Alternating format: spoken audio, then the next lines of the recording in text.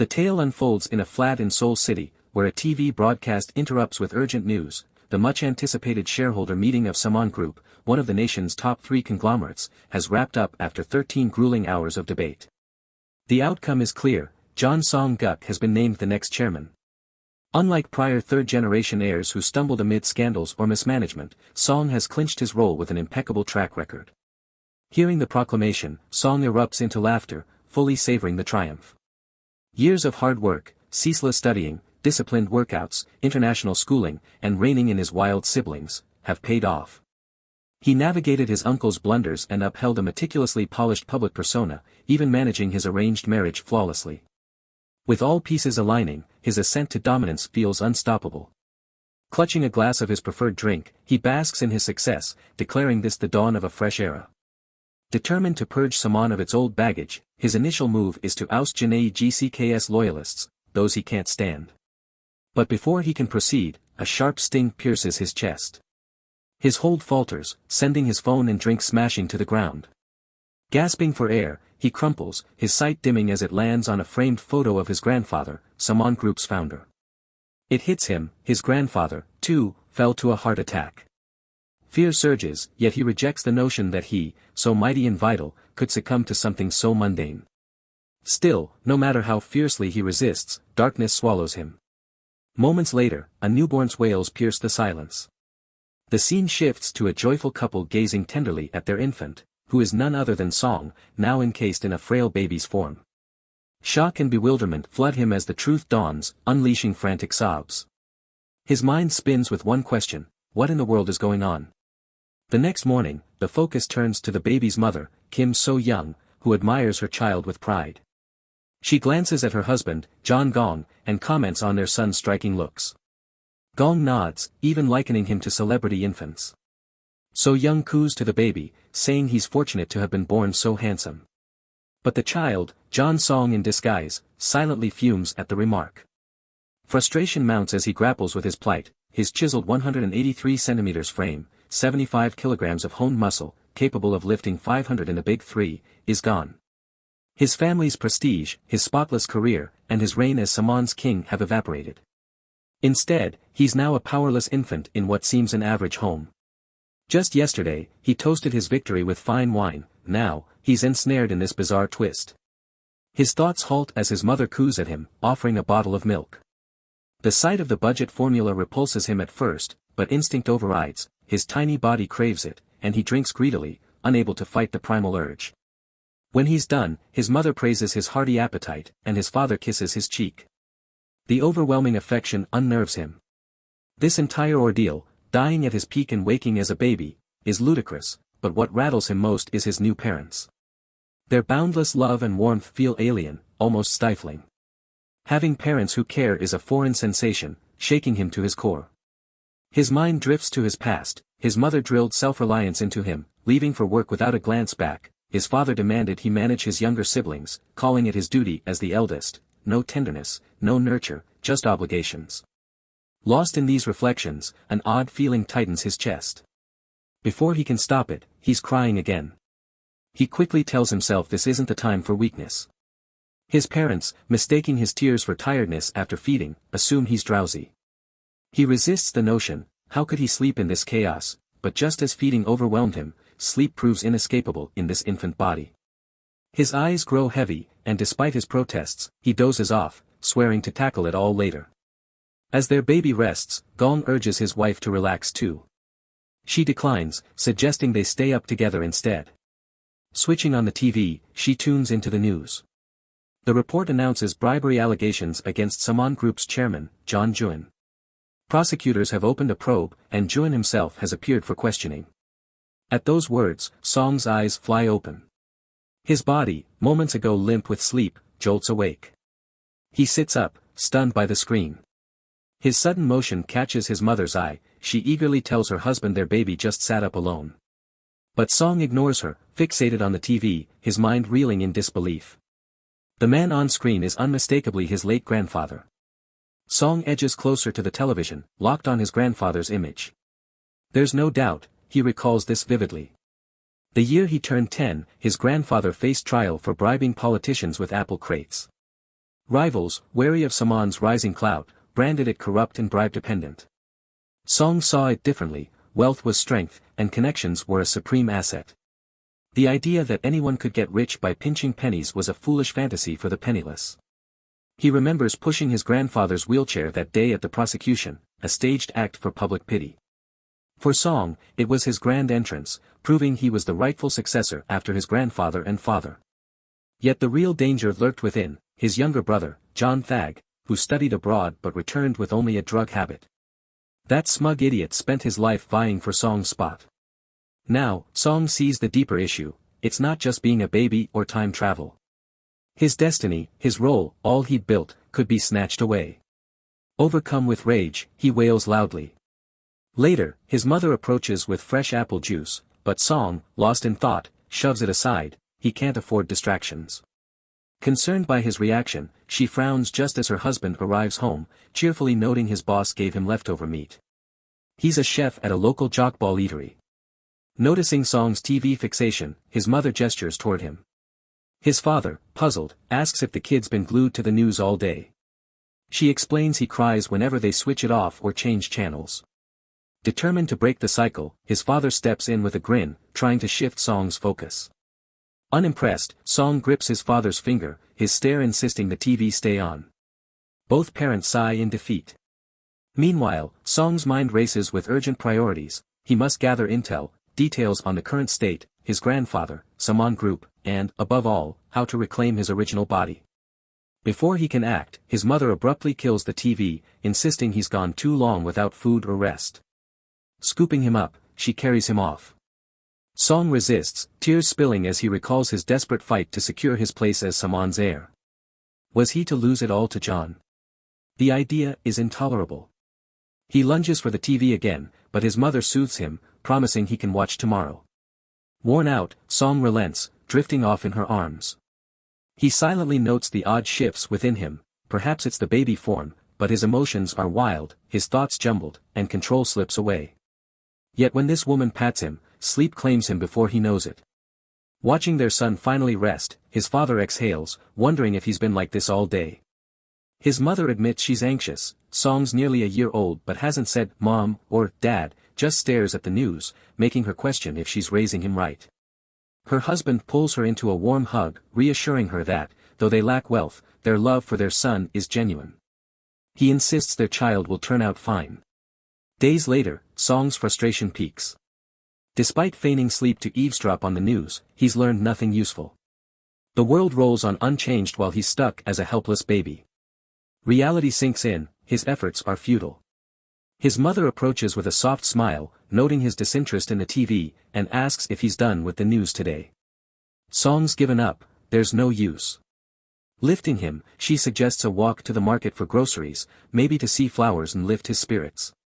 Outside, she remarks on the nice weather, her tone warm. The landlord, a young woman heading to work, appears. Song's mother notes she's leaving late. The landlord agrees before departing. Song watches her, mildly intrigued. He hadn't pictured the building's owner so youthful. At the market, his mother chats about prices, excited that bean sprouts are cheap and perfect for a cool soup. To Song, it's irrelevant, his diet's just formula anyway.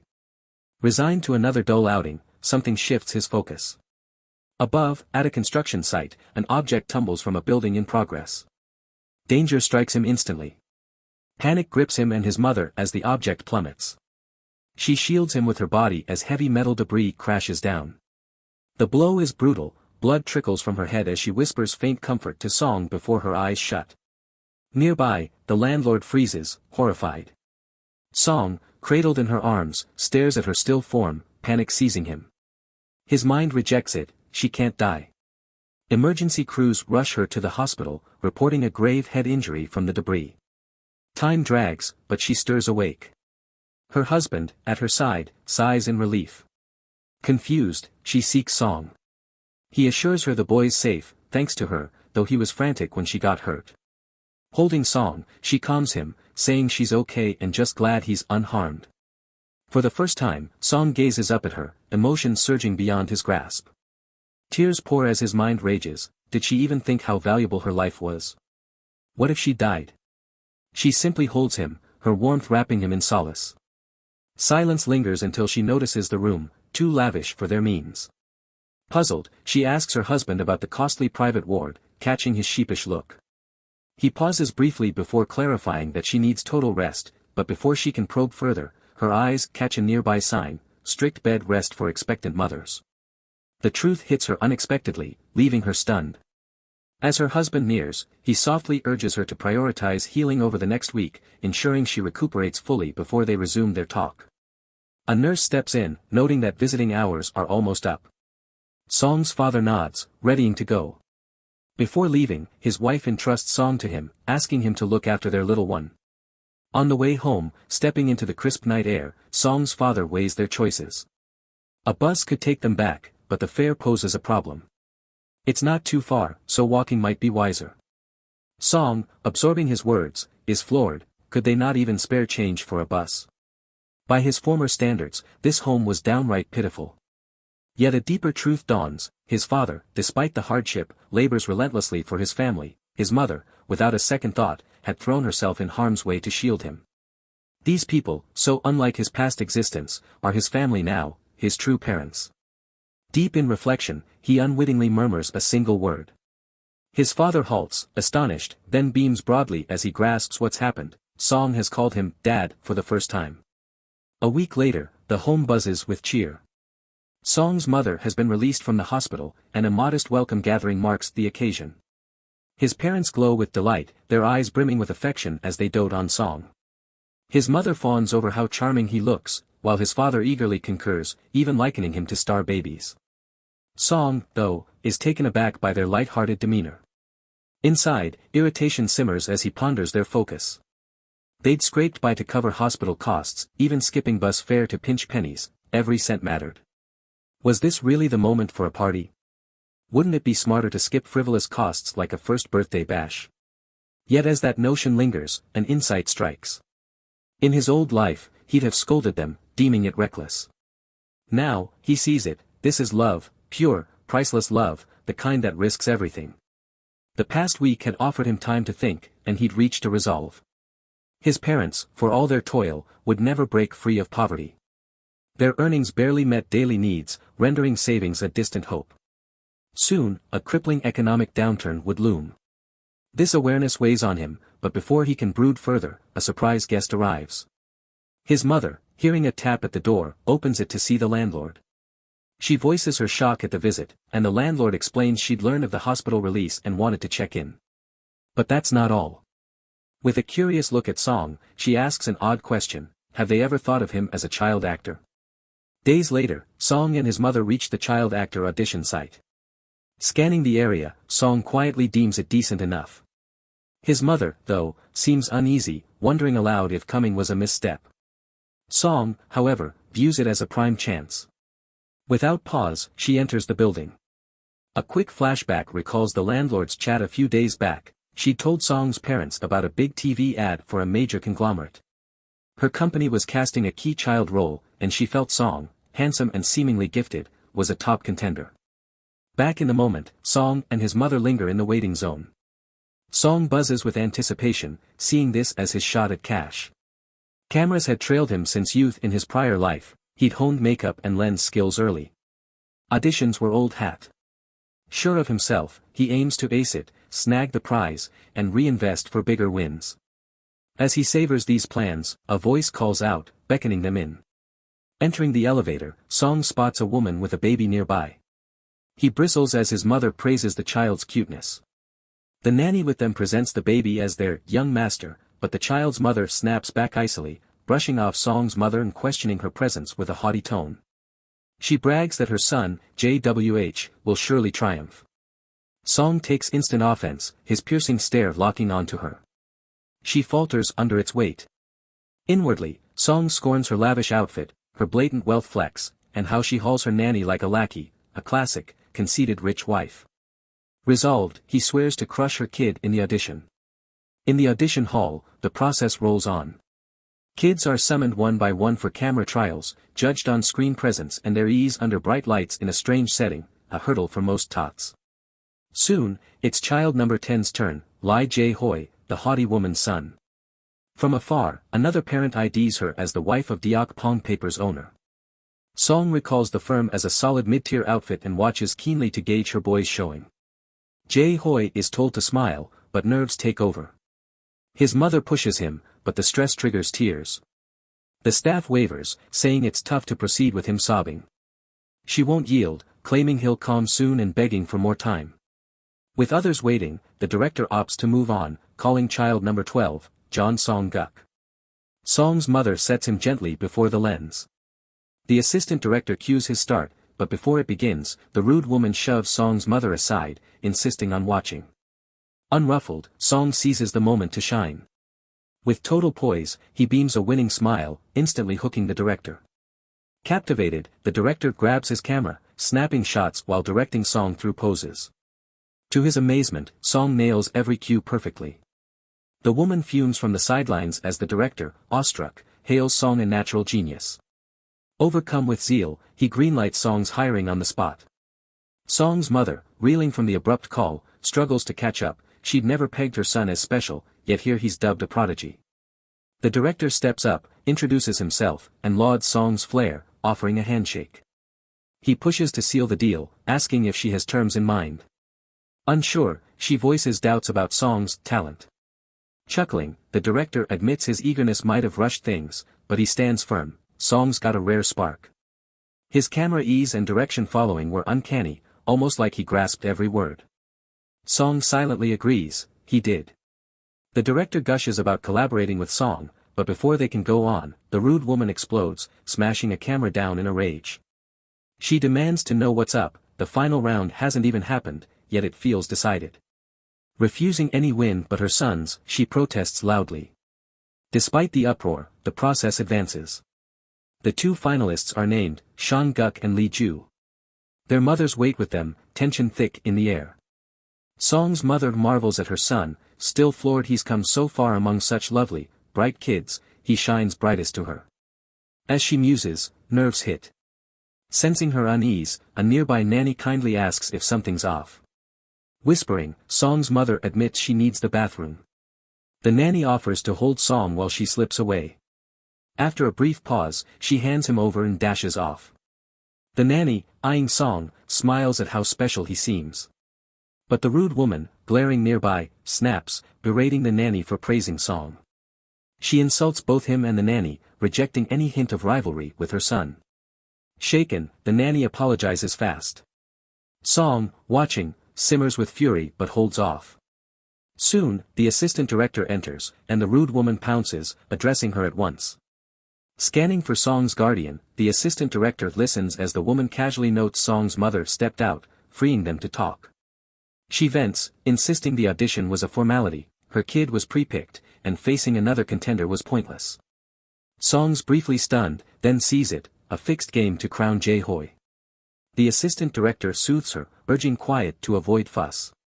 The woman scoffs, citing higher-ups' orders, the directors say didn't matter. Still, the assistant director stays wary, noting the director's clout isn't trivial. Their goal holds, lock in Jae-hoi's win, prepped with a private coach. She nears Jae-hoi for a practice run, guiding his lines. Song smirks, amused. The final audition kicks off.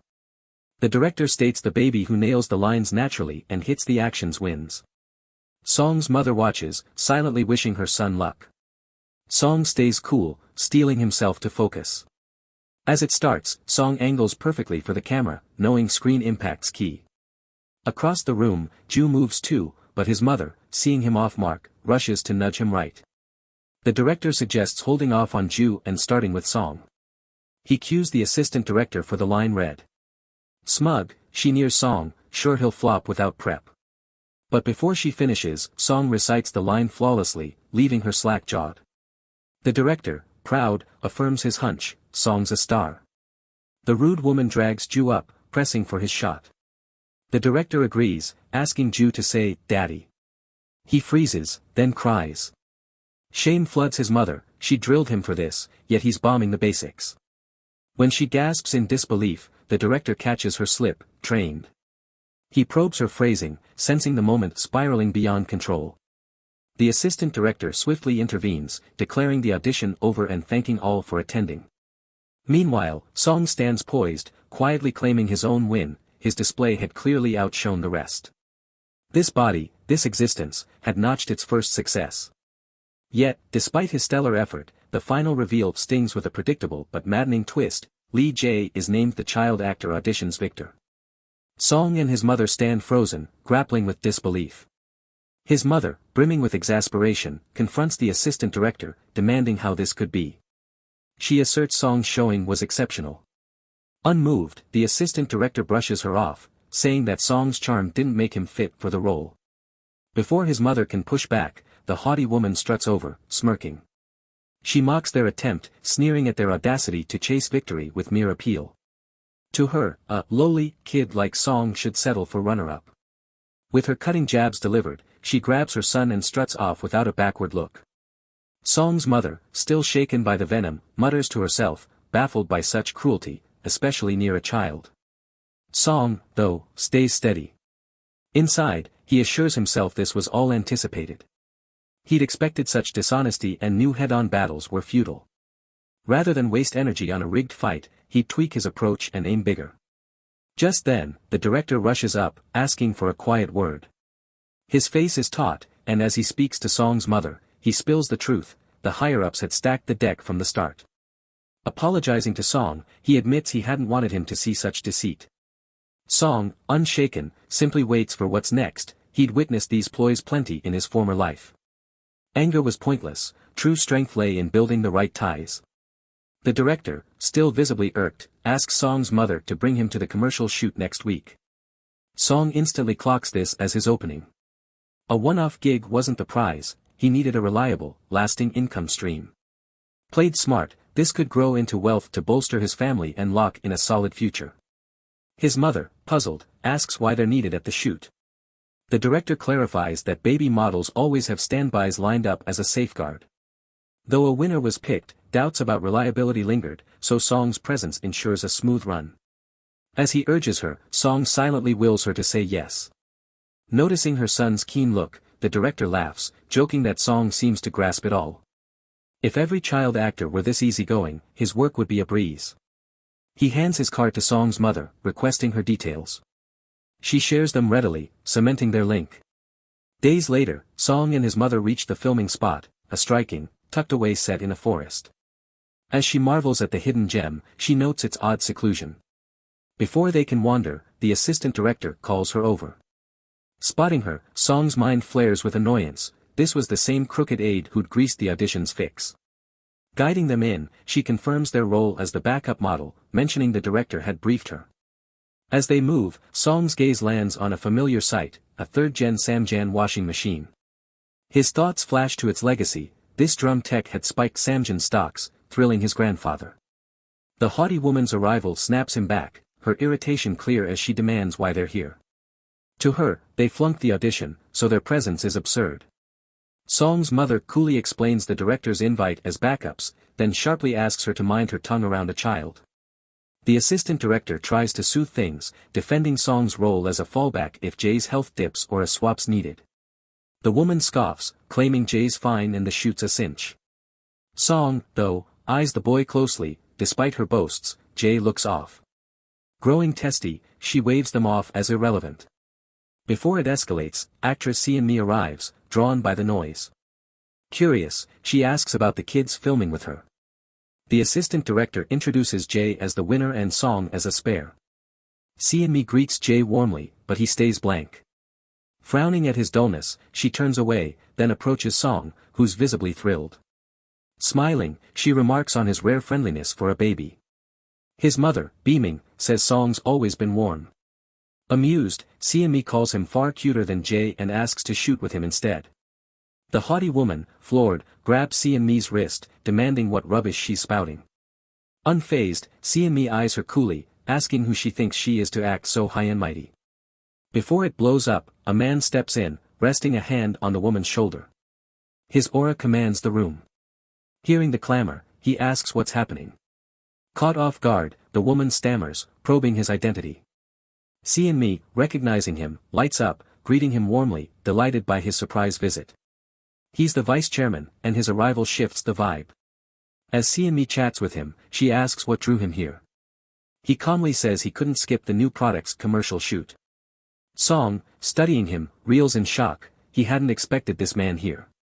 His mind races. This is John Young, Samjin's vice chairman, his father. Song ponders John Young, wondering what he's truly like. Less dazzling than Chairman John Wan, he'd still shown as a skilled leader, reshaping Samjin's structure in tough times. His daring bets on niche fields marked him as a visionary, cementing his status as a sharp vice chairman. Yet, as a man, husband, and father, he'd faltered. The messy scene stirs old memories, of a man with endless lovers. At 10, Song met another, his father's ninth mistress, erased from memory the instant he saw her. Now, See&Me casually notes she's filming with kids, pointing at Song with a grin. Vice Chairman John Young nears Song, sizing him up and noting his smarts. Song watches silently, father, ringing in his head. An aide cuts in, reminding the vice chairman of time. He nods, regretful, then turns to the haughty woman with a suave smile, tasking her with managing the shoot. Flustered but compliant, she vows to do well. Song sees his father's sway. She, a Deok Pong exec's wife, wouldn't defy him. Often a flirt, in key moments, John Young wielded real corporate charm. As he readies to go, he briefly pats Song's head in goodbye. Watching him leave, Song quietly vows this life won't echo his last. He's found a family worth guarding, and he'll shield them fiercely. One day, he'll forge a firm surpassing Samjan. Their paths will cross again, and he'll meet him as a peer. The assistant director breaks his reverie, starting the shoot prep and calling the child models to stand by. Song refocuses, shelving past life musings. The ad's premise is straightforward, a quaint forest villa, a mother laundering as her baby looks on. She cleans the father's sweat-stained shirt while the Samjan washer hums, transforming it to spotless. The baby, gleeful, nuzzles the fresh fabric before calling, "Father." It ends with the gleaming machine radiating cleanliness. In his old life, this ad won the Dong Advertising Award, catapulting its child star to fame. Song wonders if he should claim that spotlight now. Before he lingers, Jay starts wailing wildly. See&Me, irked, questions the baby's fuss. Each time she nears, he fights and swats her. Song's mother, startled, ponders the cause, but Song inwardly gloats. His scheme worked. He'd tip the upset Jay, resist See&Me, and he'd go home early. Somehow, as infants, they'd connected, and Jay followed through perfectly. The director, assessing, opts to switch, dismissing the first model and prepping the next. The haughty woman erupts, refusing to accept it, insisting her son earned the part. Frustrated, the director notes the shoots stalled an hour. The baby won't work, hitting actors, halting progress. They must wrap today. She digs in, citing her family's clout, and dials, threatening to call Deok Pong's chairman, who dotes on his grandson, to swap the crew. Tension spikes. Suddenly, See&Me strides up and slaps the woman sharply. Shock ripples through, director, Song's mother, even the woman herself, speechless, struggling to process. Fury flares as she demands why. See&Me, cool, smiles, saying she loathes set-disrupting egos. She nods to the woman's Deok Pong tie but shrugs off her bloated pride. The director, sensing trouble, steps in, suggesting a break for the baby inside. Yet See&Me stands firm, refusing to relent. She announces her determination to push forward with the shoot, insisting she wants Song as her co-star. As the director signals everyone to get ready, a flash of irritation crosses the haughty woman's face. She can't fathom why Song is favored over her son, Jay. To her, lesser child doesn't belong here. Meanwhile, Song's mother comforts him, urging him to ignore such barbs. Song, though, remains steady. He recalls how, in his past life, the camera's red light trailed him to his end, but commanding it with ease had become instinct, a talent he'd perfected. He knows precisely how to navigate this. The filming begins. See&Me delivers her lines seamlessly, showcasing the washing machine's prowess. When she wraps up, Song takes his cue, clutching the crisp shirt and beaming with pure, childlike allure. His act instantly grabs the director's eye. Thrilled, the director orders the crew to lock the main camera on Song. His stare stays glued to the lens, his expressions sharp, his timing spot on. The director can't believe it, this kid has an innate knack for the craft. Even See&Me is struck, amazed at Song's effortless flair as she gears up for the next part. The assistant director cues her forward. Cradling Song, she powers through the ad's closing lines with gusto, nailing the scene. The director, witnessing their chemistry, feels wholly content. As dusk settles, the haughty woman's frustration erupts. She can't stomach that a kid, just for looking adorable on screen, has ousted her son as the ad star. She vents loudly, challenging the call. The director waves off her gripes, noting Jae couldn't deliver while Song's mother grows wary of the rising tension. CNME calms her, pointing out that the woman's protests can't undo what's set, unlike Jae, Song shone, wrapping the shoot in 2 takes. Still defiant, the haughty woman snaps, belittling CNME's judgment and stressing the hefty cash she poured into the ad. She turns her ire on the assistant director, accusing them of profiting off her wealth too. Stunned, the director demands answers from the assistant. Now livid, the woman vows to ditch the project and sue everyone, storming off with her son. Once she's gone, the director faces Song's mother, apologizing for the sudden flare-up. She just smiles, appreciating everyone's hard work. Above all, the director credits Song, without him, things could have unraveled worse. He assures them no more shoots are needed, and payment will be sorted. Song feels a quiet thrill. As his mother readies to leave, she asks if they should head out. Before they can, CNME steps up with a proposal, a ride home in her van. Accepting her kindness, they depart together.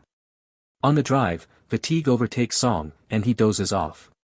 Watching him, CNME remarks on his serene look. His mother, gazing fondly, agrees he must be drained from the day. She thanks CNME for the lift in such a comfy car, but CNME insists she's the one grateful to Song. Puzzled at first, his mother listens as CNME explains, Song was a standout lead today, letting her rap early. His camera savvy, angle awareness, and scene rhythm were unmatched, every move intentional yet fluid. To her, he's not just a kid in a role, he's a polished actor. Song's mother is floored. Then CNME adds she has an offer to pitch. As she speaks, Song stirs awake, catching her words. Both he and his mother are jolted by the surprise idea, a faint grin tugging at Song's lips as he awaits her next move. Inside Song's home, awe fills the air as the landlord hands over his acting pay, $4 million total. Originally $3 million, the director pushed for more, landing the hefty sum. Song's parents gape, stunned by the windfall, hardly believing their luck. Song's elation mirrors theirs. Inwardly, he confirms child acting was the smart play. No other gig could yield this much in a baby's body. This cash is prime seed money, ripe for savvy investing, maybe in stocks or gold. His father, buzzing with joy, marvels at holding such a fortune, a first for him. His mother, though, seems lost in thought. Without pause, she passes a card to the landlord, noting actress CNME gave it to her last night. Song clocks it instantly, grasping why she's so struck.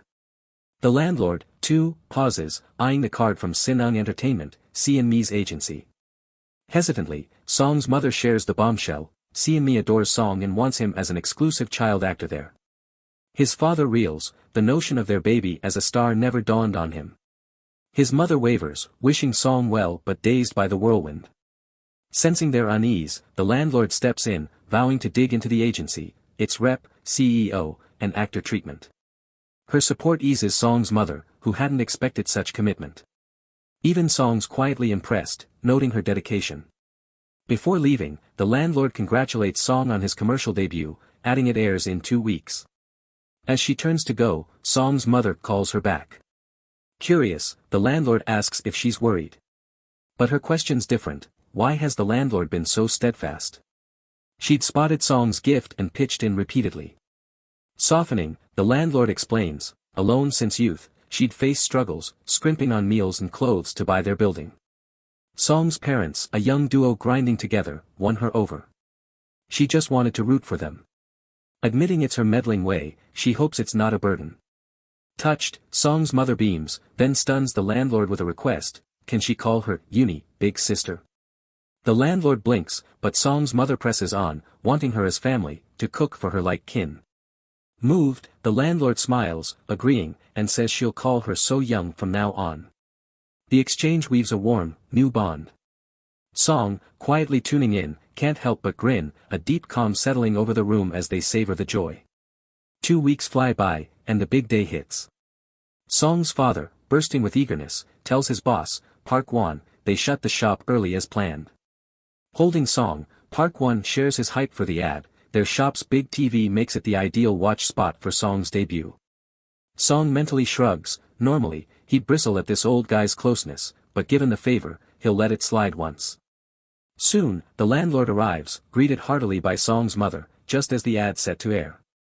Settling in, she likens it to a movie night. Song's father, Ansi, hustles everyone to sit. As the ad rolls, excitement crackles.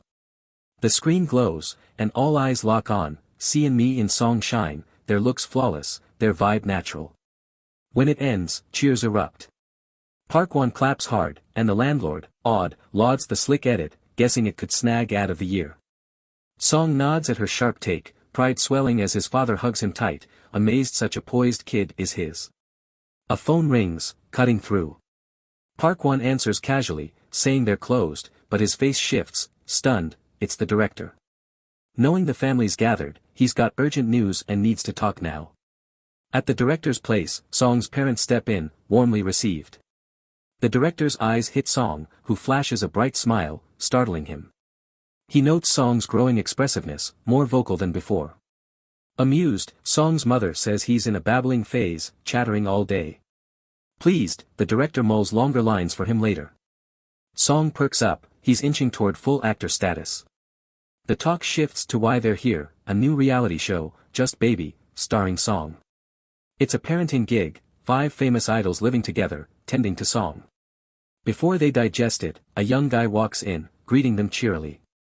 It's Tae-hung, Just X's leader. Song's mother lights up, recognizing him. Noting her fandom, Tae-hung vows to keep pushing to be the top idol group. Song's father, though, sours, jealous of her excitement. Song finds it funny, jealousy's a bad look. The director promises they'll meet the other idols once filming starts, but Song's mother frets, will it overwhelm her son? Song notes she picked him over an idol. The director stresses. That Song was the soul of the show, his knack for connection, his vivid expressions, and his camera instincts made him indispensable. Without him, it wouldn't work. Song, sensing the potential, felt a surge of eagerness. He remembered this show from his past life. Its fresh take on idols fumbling through childcare had gripped viewers, sparking a nationwide craze. It pioneered the parenting reality wave, and for Song, an aspiring child star eyeing riches, it was an ideal launchpad. But his father wavered, anxious that too much spotlight might rob Song of a regular childhood. He wanted to nurture him with care, not fame. The director, caught off guard by the worry, paused, but Tae-hung jumped in, sharing his own story. A child actor himself once, he knew the grind of growing up watched. Yet, with the right setup, he'd thrived, regretting nothing, and now stood here. He pressed Song's father to trust his son's gifts and let him soar. Mulling it over, Song's father studied his boy, his effortless flair, his pull. If this was his path to the top, maybe it was fair to let him glow. Nodding, he clasped the director's hand, handing Song over. With the deal sealed, prep for Korea's debut parenting reality show, Just Baby, kicked off. The lead-up unfolded. Day 12, contract locked. Day 5, concept shoot done. Day 0, the hyped filming start. The idols trickled in, first Tae-hung, then Lucas, Jae-hun, Byman, and Michael last. Song's mother, thrilled to meet them, couldn't mask her glee. Seeing her, Jae-hun grabbed her hand with a grin, teasing he'd heard she was a fan. Her husband, watching, bristled. The director rallied the group, explaining they'd shoot at Just's dorm. The network had big expectations, so they had to stay sharp and bring their A-game. Song sized them up, recalling each from his old life, how they'd graced his company's stages. One idol neared Song, eyeing him with faint letdown, muttering he wasn't that cute, and reached to lift him. Song, irked by the offhand grab, swatted his hand off, mentally scoffing at the nerve. Another idol chided the first for not washing up post-smoke. A baby shouldn't be touched with grimy hands. Song, clocking this Korean American's past antics, decided, he'd run this show, crafting perfect arcs for all. Flashing a winning smile, he melted the room. As they cooed, the brushed-off idol lingered back, smirking slyly, hinting he wouldn't fold easily. The director briefed the crew on the plan, 3 days of pre-filming at the dorm, cut into 3 pilot episodes. Viewer buzz would set the full run. Days would roll as scheduled, nights, observation cams would take over. As staff exited, Song's parents got hotel digs nearby, assured their son was in safe hands. The idols chimed in, vowing to tend him well. With that, the director urged peak effort. The assistant director staged the opener with narration, 5 young guys in a Seoul City semi-basement, chasing idol stardom, thrown off by a baby's arrival. Cameras spun, and the 5 turned to Song, who just stared back, blank. The quiet threw them off. Song's mother, off to the side, wavered before asking softly if lines were set. The assistant director noted its reality, raw reactions rule. The idols, new to baby wrangling on film, muttered, stumped. Seeing their floundering, Song took the reins. A baby in a strange spot would fuss, so he let loose a wail. Startled, Tae-hyung scooped him up fast. Another, spotting Tae-hyung's clumsy grip, stepped in, taking Song gently, his calm voice soothing him quick. He quipped babies love a good face, igniting a light squabble as each vied to flaunt their charm. Song watched, sizing them up, Tae-hyung, the steady leader with dad vibes, Jae-hun, tender and vain, a mom type, Lucas, chill and sporty, the big bro, Byman, quiet but thoughtful, a team glue. They clicked as a home unit. Glancing at the last, Song weighed him, prime villain material, but for group wins, a rival fit better. He shot him a pointed look. The pink-haired one noted Song might need a change. Tae-hyung, uneasy, admitted he'd never done diapers. Michael strode up, cool as ever, saying it's no sweat. But as he started, Song sprayed him square in the face, feeling smug. Michael's shock froze Tae-hyung, while the rest cracked up. Livid, Michael yelled, but Tae-hyung stepped in, cooling him off. The crew roared. Song knew this chaos was reality gold, and the day nailed it. As filming stretched on, evening loomed. The director called a 2-hour breather before the next chunk. The idols, wiped, grumbled about reality's grind, craving a script. In the lull, Song's mother sneered with a grin, praising his work, guessing he was starved after it all. She offered a banana. Song, thrilled, chomped down, musing how he'd overlooked them before, now they were divine. Tae-hyung sidled up to Song's father, suggesting a casual vibe, then confessed Song's pull. Near him, moments flowed, script or not, like Song got everyone's part and rolled with it. Song's father shrugged it off as chance, but Tae-hyung wasn't sold. Song, even as a tot, dazzled more than expected. Elsewhere, Michael, fresh from a shower, still stewed over the earlier mess, griping if babysitting suited an artist. The assistant director stashed baby food in the fridge for Song's night meal. Michael, smirking, nabbed it, vowing to prep and feed Song himself. Slipping out chili sauce, his eyes glinted with mischief. Fed up with nanny duty, he'd spice things up, literally, stirring it in, grinning at the havoc to come. The assistant director checked hidden cams. Michael, all swagger, waved the crew out. Back at the dorm, the idols slumped, some debating next moves, others too beat to care. One pushed for dinner. Tae-hyung flagged Song's feeding. Michael, hiding glee, stepped up with the doctored food, his sudden cheer sparking doubt. He insisted on feeding Song solo. Song, perched and wary, eyed him, then flipped it, offering Michael a spoonful first. Tae-hyung, chuckling, flagged it to the group, irking Michael. Hesitant, he balked at tasting it. Impatient, Tae-hyung grabbed the bowl, sipped, and froze, face twisting. Alarm hit as they saw his pain.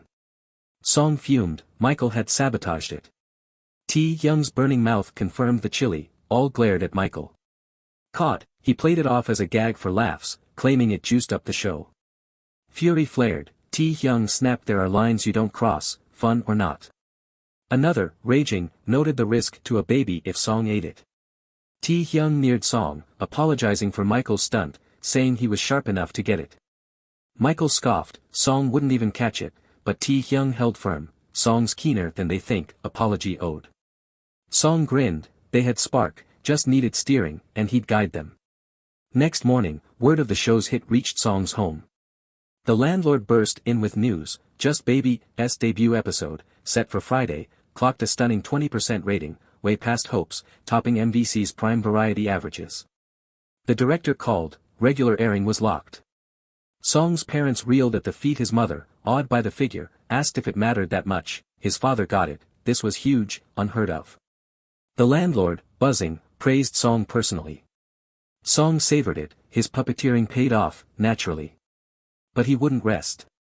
His sights were grander: wealth, clout, a seat with the top dogs. Being a hot child star was just the start, his drive blazing with those dreams. He let out a loud, victorious chuckle amid their chat. Song's mother raised another topic. Days ago, folks from Sun Entertainment had stopped by their place, congratulating them on the show's hit status with a fruit basket in tow.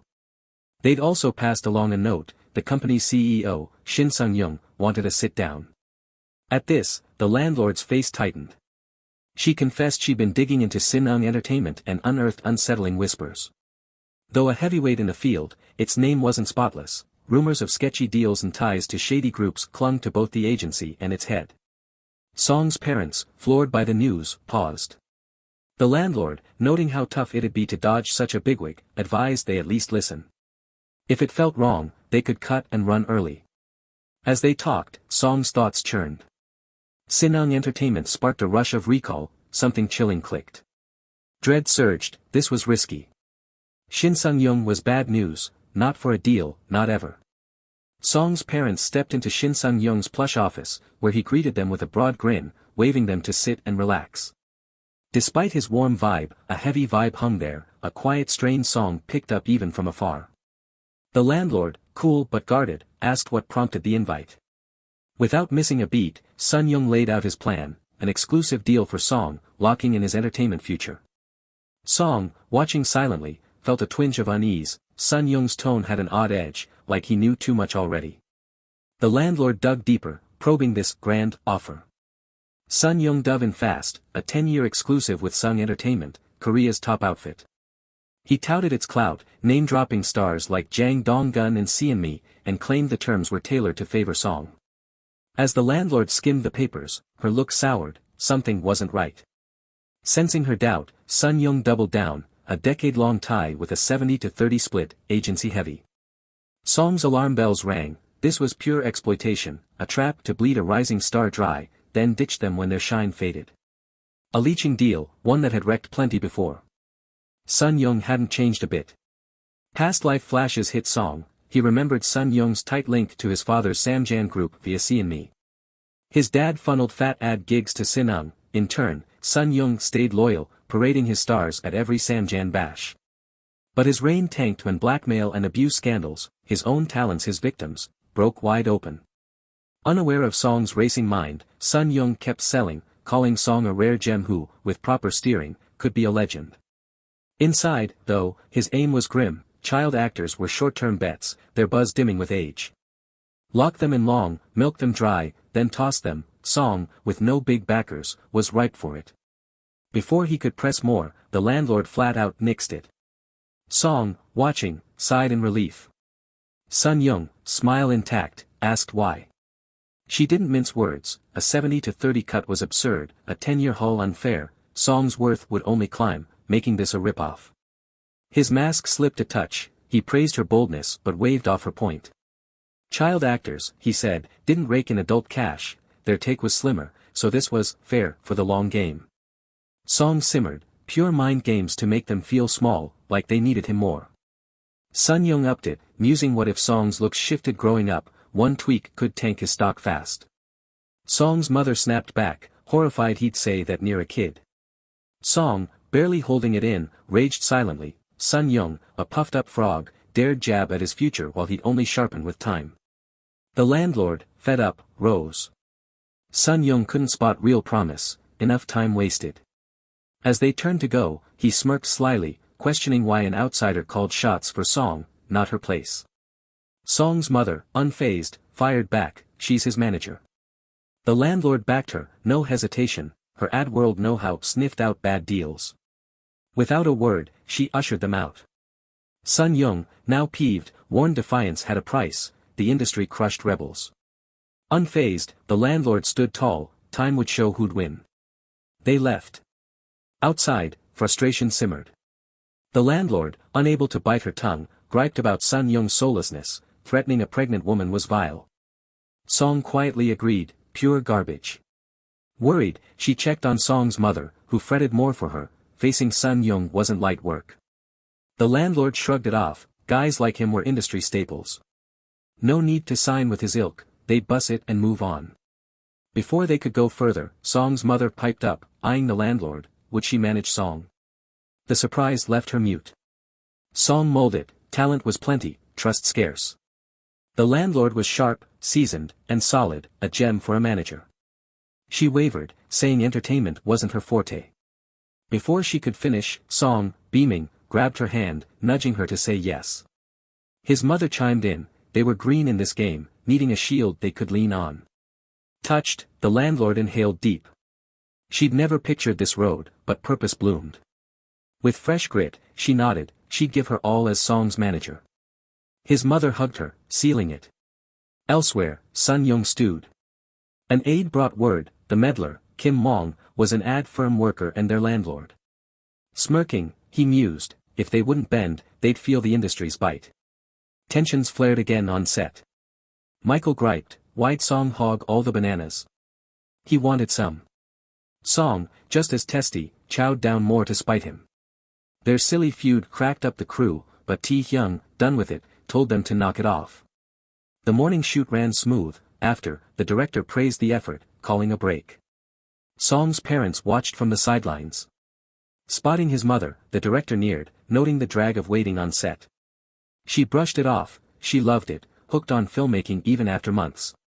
Concerned, he urged her to speak up if it got heavy. Smiling, she thanked him.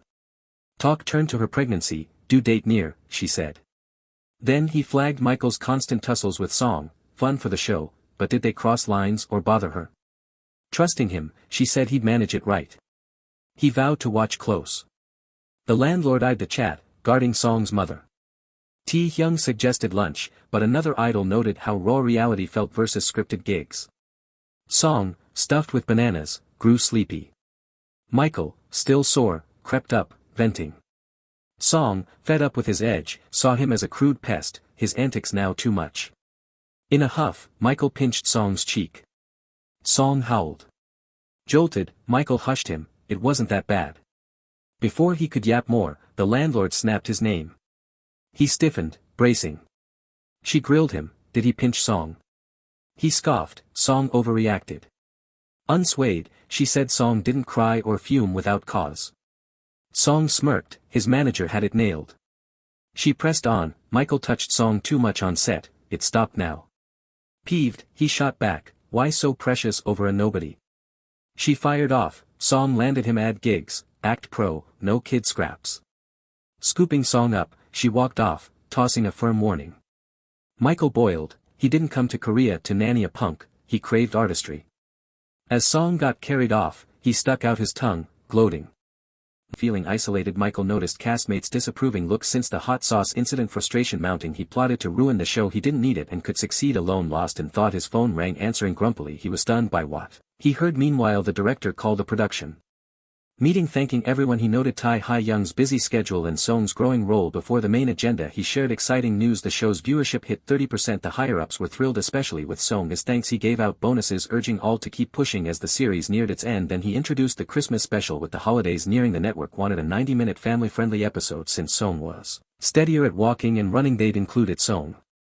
Thrilled, mentally cheered himself. He trained hard to master those skills. The director outlined a festive party with Song and the Just Baby team dressing up, dancing together on screen. As talk heated up, the assistant director cut in with urgent news. He'd seen a troubling article about Song in the paper that day's news focused on Just Baby, hinting at issues between Song and his parents. Though baseless, it stirred concern. The director turned off the TV. Song's worried mother asked what to do. He dismissed it as gossip meant to disrupt a hit show. Such rumors were common. The landlord vowed to investigate why it surfaced. Suddenly Song wailed, protesting the lies, startling his mother, who turned to him. He gestured to the director to stay calm, but his father grabbed him, scolding his rudeness. Song realized public perception was a power struggle. Understanding the article's motive was key to winning. They had to act fast with the director's industry ties. He needed to lead. After a pause, he agreed since it tied to the broadcast. He and the network would handle it, advising Song's family to stay home with reporters possibly nearby. Though uneasy, Song's parents listened as the landlord offered to take Song. The director thanked her, trusting her judgment. She assured him she'd manage, hinting at another matter to discuss. He promised a quick fix, urging calm. It'd pass soon. Stepping outside, the assistant director asked about the meeting. The director shared intel. Song's parents were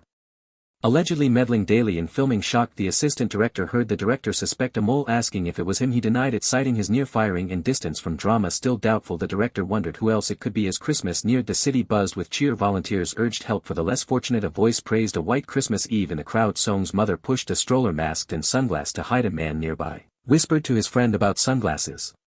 At night she shrugged it off as cold protection. Song fussed. His mother hushed him, wondering if leaving home was wise, though she'd promised to stay put. Confinement drove her out. A walk to meet her husband seemed safe. She told Song she knew he wanted to walk, but they had to avoid notice. Frustrated, Song found it humiliating being stroller bound. At his age he craved freedom. Passing by, two strangers gushed about just baby, praising Thai high young Santa roll and Song's snowman act. Sad it was. Ending, they mentioned rumors. The latest article accused Song's parents of greed and Song of slyness. One questioned if it made sense at 3, yet noted his odd maturity. Song fumed at their gall after his great acting. His mother's unease grew. Song's father rushed up, worried they'd come out in the cold. Seeing her distress as she cried, he asked what was wrong. Song reflected the public was buying rumors. If unchecked it'd worsen. They needed a counter. Determined, his father stormed the director's office. Furious, he couldn't let it go on. He had to protect them. The director apologized despite efforts. Song's fame fueled rumors. His father demanded action. The director suggested a bold live interview if they agreed. As December 31st hit, the Just Baby year-end special aired. Hosts cheered the year, with Song hyping the New Year's show, asking support. The assistant director noted it started suggesting interview prep. He assured Song's parents it was right. Every effort was made. This was the last step. Like stars with press, it'd clear things. Privately filmed, they could relax. Song's father apologized to his wife, surprising her. He admitted with her due date near, it must have been tough, feeling he'd worsened it. She said she did it for Song too. His boldness made her proud. Touched, he hugged her. The landlord arrived with Song, surprised by the live interview plan. Song pondered. They'd been cautious parents. A live interview was bold, not bad, but sudden. His mother lifted him, calling him handsome, promising with his father to clear lies. Tears in Song's eyes, he wondered if it was for him. Camera scared him. Facing people was hard. The assistant director and landlord smiled. He asked if the director arrived but froze, startled. Taehyung rushed in, alarmed by live interview news. The assistant director confirmed that a leak drew reporters outside. A crowd shouted questions. Taehyung reached the director, uneasy even as an idol. The director admitted it was chaos. He tried to stop it, but the press wouldn't leave the conference. Rolled reporters grilled Song's shaky parents. His father finally shouted for quiet, noting his wife's late pregnancy, begging no flashes. If calm he'd answer. A reporter asked why they'd gone public. He faced them, addressing rumors he and his wife orphans built a family from nothing. Song's talent sparked his career. He begged the media stop baseless attacks. Relentless, a reporter demanded proof of earnings. Song, furious, climbed down, stood before his parents. Though his speech wasn't perfect, he wouldn't let them be bullied. Tong signaled the director. They ended it as calm returned. Song asked his father if he was okay. Emotional, he hugged him, sorry for poor words. Song reassured him he'd done enough. Turning to his mother, her tense face and uneven breath worried him. Struggling, she said she had contractions. Song and his father froze, shocked. As the ambulance sped to the hospital, Song's mother's state declined, her face twisting in agony. Her husband, fighting tears, begged her to hold on. The hospital was close. Despite her struggle, she comforted Song, feigning ease, but he saw through it. Her pain was raw. Powerless, he wondered what he could do. Childbirth was alien, the unknown stoking his nerves. Soon after, in the hospital, relief and glee swept through. Song's mother had delivered safely, and word buzzed among the waiters. Song's father and the assistant director beamed, toasting the new arrival. The assistant director faced Song's mother, praising her grit, asking how she held up. She smiled thankfully, crediting everyone's help. Eyeing the baby, he gushed over its cute traits, had wondered if any could rival Song, but Minguk's chubby cheeks charmed just as much. Reaching for the infant, Song swatted his hand with a firm glare. Newborns weren't for careless grabs, wash up first. The assistant director laughed, noting Song's big brother vibe. Song, lost in thought, flashed to his past life, his siblings, always chaos. Vowing to steer this one right, he'd guide Minguk steady. Meanwhile, the director neared Song's father with a pitch. Given the live broadcast's huge echo, could he shoot a quick bit with Song and Minguk? Song's father nodded fast. As filming kicked off, he asked the director for the scoop on the mess they'd left. The director eased him, no worries now, it was nearly sorted, the leaker nabbed. Elsewhere, the culprit was pinned. The cast had boxed in Michael, who stood rigid, clutching his pager, stammering how they'd snared him. Taehyung faced him, listing odd leaks, set secrets in articles, even stuff staff didn't know hitting the press. Too clear to miss. Michael, playing dumb, brushed it off, but Taehyung wasn't buying it. His recent moves screamed guilt, so Lucas tailed him. Truth broke. Taehyung dropped the bomb. Michael's link to Shin Sung-young, Sinung Entertainment CEO. Michael's defiance cracked to panic. Taehyung dug in. Song's manager had pegged Sinung, the pager's voicemail number tied back. Helping Shin Sung-young harass Song's family was unforgivable, both he and the CEO would pay. Soon, cops nabbed Shin Sung-young, press swarming, hurling questions. He flailed, denying it all. Back at the hospital, post-story, Song's father looked shaken. The director calmed him. Tae-hyung would deal with Michael, secure an apology. Just covered hospital bills, the network pitching in too, any extra needs, they'd talk. Song's father waved off more cash, the private room was plenty, family together was all. Rumors gone, peace reigned. The director grinned, public favor swung hard their way post-interview. He and the manager would tie up loose ends. He added, the network opted for a 2-month break after this. Song's father balked, was that long needed? The director assured him, pre-taped stuff was set, rest up, enjoy family. Spring would bring them back. Time rolled, seasons flipped. The new year barely dawned, but March bloomed in, flowers and calm with spring. Big news hit, the nation's darling, Song, was back, broadcast buzz already humming. At home, Song's mother rested a soft hand on her husband's shoulder, asking what he watched. John Jae-hyung sat glued to the TV, Song on screen. Curious, he asked Seon if she knew the kid. Seon jogged his memory, they'd met Song at the spin wash shoot. Recalling, he wondered why he cared now. Something in Song's poise hooked him, he said. Seon, cozying next to him, said it's simple, Song's a prodigy, his flair boundless, set for anything. John Jae-hyung, doubtful, asked if he was just a fleeting cute act. Seon shot that down, her own rise leaned on his ties, sure, but her eye for talent was keen. Song wasn't some kid star, he had a performer's soul. She noted Shinsung Entertainment's botched grab at him, crashing their own ship. John Jae-hyung's brow lifted, Seon had been with them. She said she was cutting ties, the deal sucked, so it worked out. He pressed, what next, another agency? She teased a cool plan, taking it slow, but if he was hooked, betting on Song might pay. John Jae-hyung, intrigued, mulled it. At Song's place, the landlord breezed in with seaweed soup, setting it before him. Its rich scent warmed the room. Sipping, he marveled, did their manager Kim cook this good too? She served Song's mother, who thanked her, cooking for them so often was a gift. The landlord waved it off, as Song's manager, it was her job. Song's mother noted she never took pay for the food and fruit.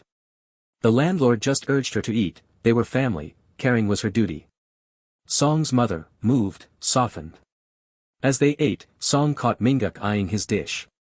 Gently but firm, he said it was his, Minguk had milk. Song's mother chuckled, her little one mimicked Song now, easing childcare. Song saw it darker, 2 months taught him babies were brutal, Minguk wailed non-stop, shunned sleep, craved him always.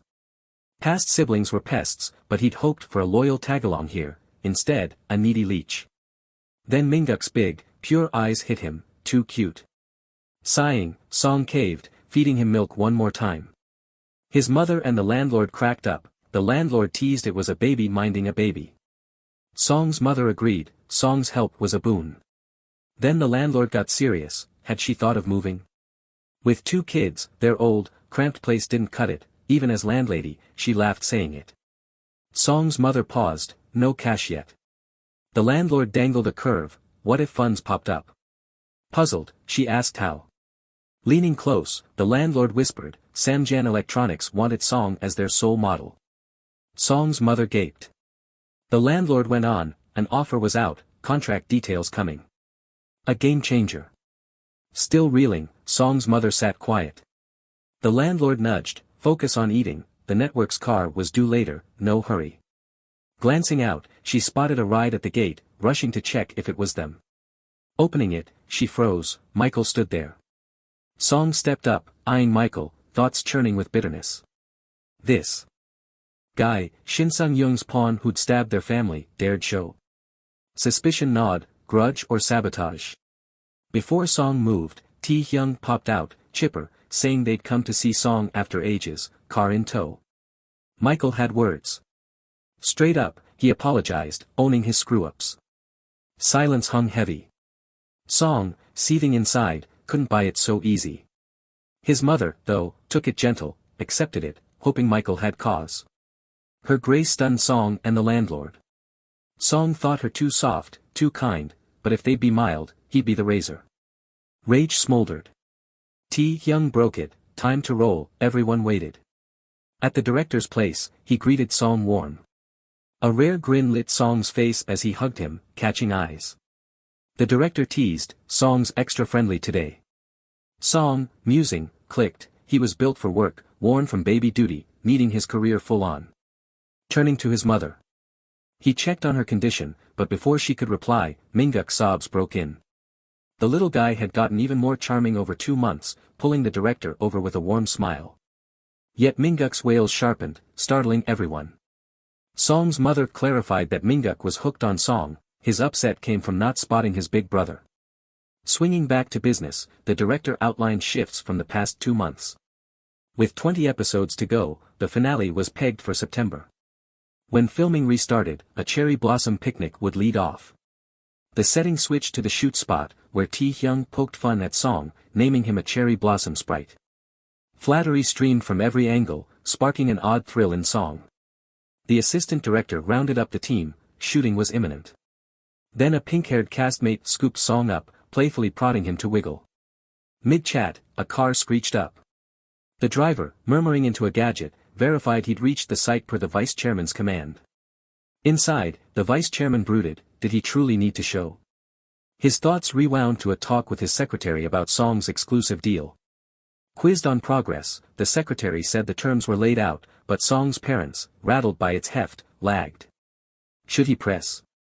The vice chairman nixed it, mulling the deal itself. The secretary deemed it lavish for Song's track record, value it. The vice chairman felt deeper, a strange draw, a bond he couldn't pin, like family roots. The driver hopped out, noting he had to check something. The pink-haired castmate squinted forward, jabbing a finger, Samjin's vice chairman. Song flinched, eyes fixing on him, breath catching as one word roared inside, father. Staring at the vice chairman, Song's old life memories flooded back. John J. Hyung, his father then, was a mystery, firstborn of Samjin's creator, bred to take over. Unlike his granddad's iron rule, his dad zeroed on outcomes, performance defined him, in trade, home, kids. Teek and Mijin, missing his lofty bar, grappled with self-doubt. Song sidestepped those demands, topping them his way. Their tie was stiff, packed with space and mute friction, yet he remained his son. Ryuk was a total brainiac in his past life, no question about it, but his bond with his dad. Yikes, that was a bumpy road. Even when they bumped into each other and tossed out a casual, hey, the vice president, yep, his old man, acted like a total grump. He couldn't even handle his own golden boy without a clue, and then, oops, Ryuk accidentally shouted, Dad, at the vice president, loud and clear as day. Ryuk snapped his mouth shut, kicking himself for letting that slip out like a rookie. The vice president grinned and said hi to Ryuk, tossing in, don't you remember me? We met at that washing machine ad shoot. Ryuk spun around, all sass, and snapped, nope, no idea who you are. But the guy wasn't buying it, smirking, oh really? Then why'd you just call me dad? Ryuk tried to play it off like it never happened, but this dude was like a dog with a bone, insisting, I know what I heard, kid. He kept inching closer, bugging Ryuk, who thought, wow, dad still got that stubborn streak. Suddenly, the director and Ryuk's mom dashed over, asking the vice president, what's the big idea showing up here? The guy shrugged, I just wanted a quiet peek at Rue and then bounce, but I guess I crashed the party. The director raised an eyebrow, why the obsession with Ryuk? The man doubled down, I just needed to see him in the flesh. Those sparkling eyes hit him like a flashback to his younger days, and now he was sold, Ryuk was star material. He turned to Ryuk's mom, hey, did you check that contract yet? We're ready to lock in an exclusive deal whenever you say go. Any extra demands, just hit up my agent. Ryuk, losing all chill, blurted out, I want more cash. His mom turned beet red, stammering, sorry, he's just spouting nonsense. But deep down, Ryuk knew his loaded past dad owed him a chunk of change. The vice president blinked, then burst into wild laughter, ruffling Ryuk's hair like he was a puppy, saying, oh, I'll get the money ready, kiddo. Swing by my office after the shoot. Mom nodded, and the vice president strutted off. Ryuk stared after him, thinking, I figured I'd never see this rich jerk again. He's up there, I'm down here, worlds apart. Yet here we are, crashing into each other. Memories flooded back of helping his dad on a big project, being the sharpest kid in the family, but now he's a toddler again. The director clapped, back to work, Ryuk. He refocused, deciding his new family was the priority, and making bank on this shoot. They were filming a spring picnic special in the park, followed by a kids episode where Michael got turned into a horse, hilarious stuff. Time zipped by, and soon it was summer vacation. Ryuk and the idol crew hit the pool, and the little guy learned to swim like a champ. Months later, the show's cast had a fan army tailing them everywhere. Fangirls swarmed the set, bouncers yelling, "Pipe down, we're rolling." Ryuk and his mom peeked out, stunned at the chaos.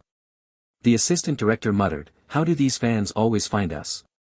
Ryuk wanted to check it out, but mom held him back, sighing, "Filming some mess lately with these crazies. We're not just national idols anymore, we've gone global, and some fans are sneaking onto the set. Stay sharp, kiddo." Ryuk was walking like a pro now, and all the show's kids had grown up fast. The national idol group, adored coast to coast, was skyrocketing.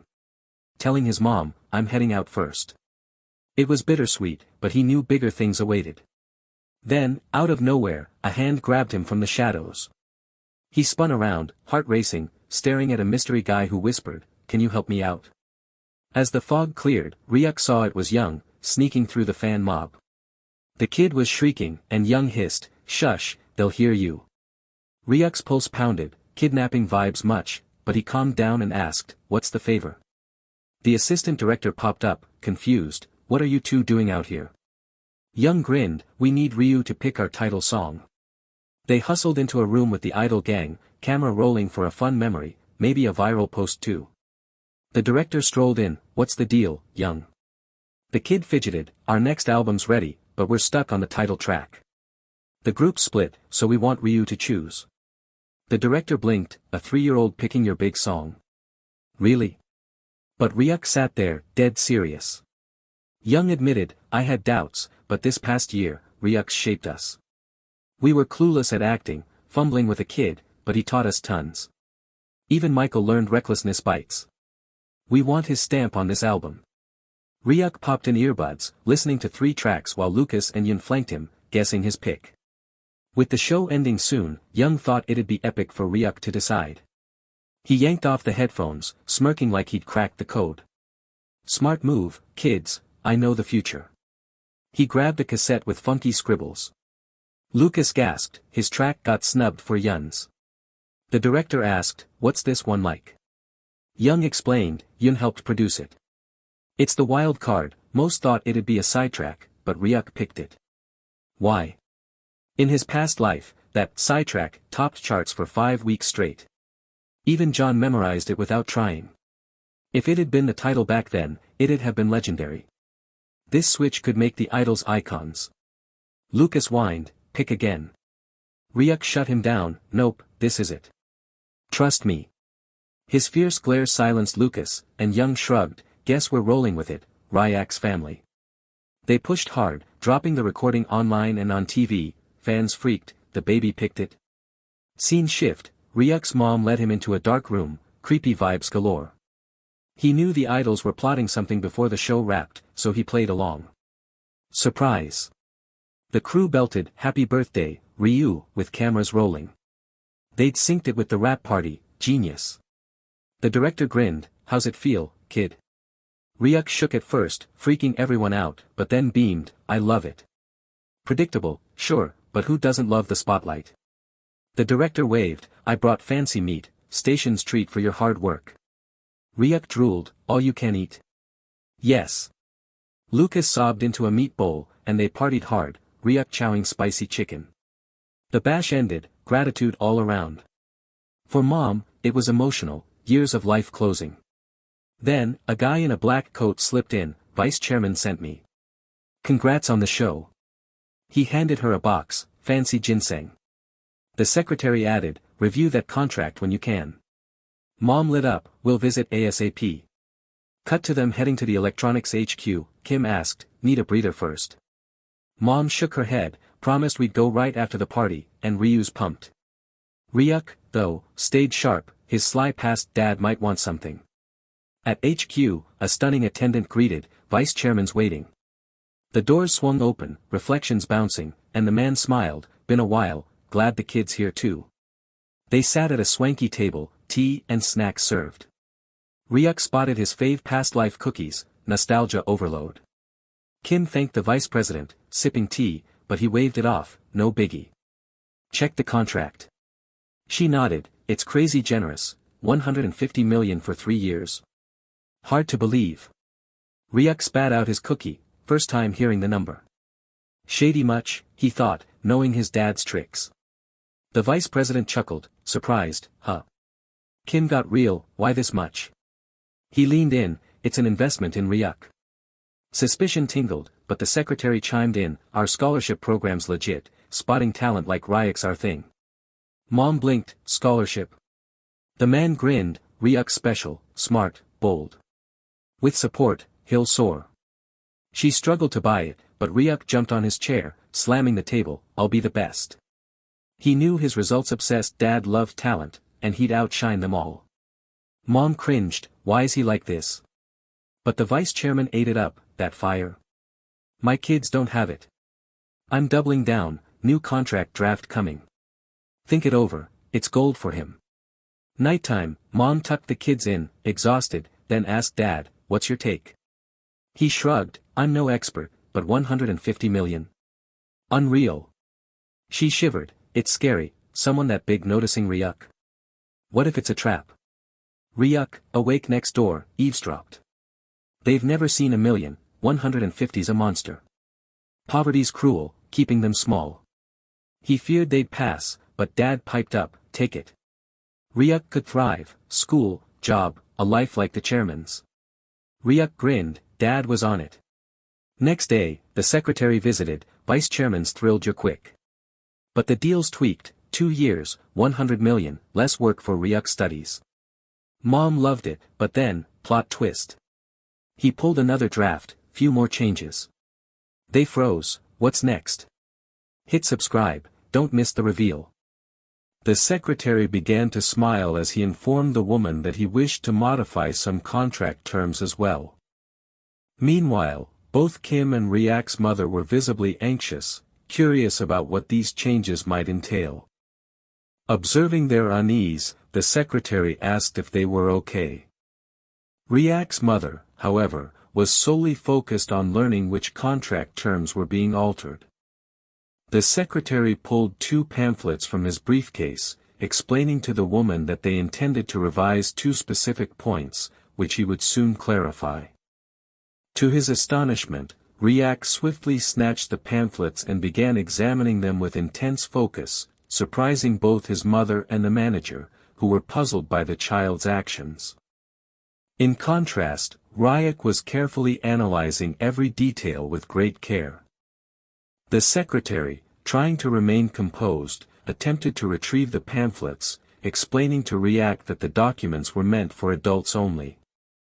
Suddenly, Ryuk mentioned something about the company's stocks and an apartment complex.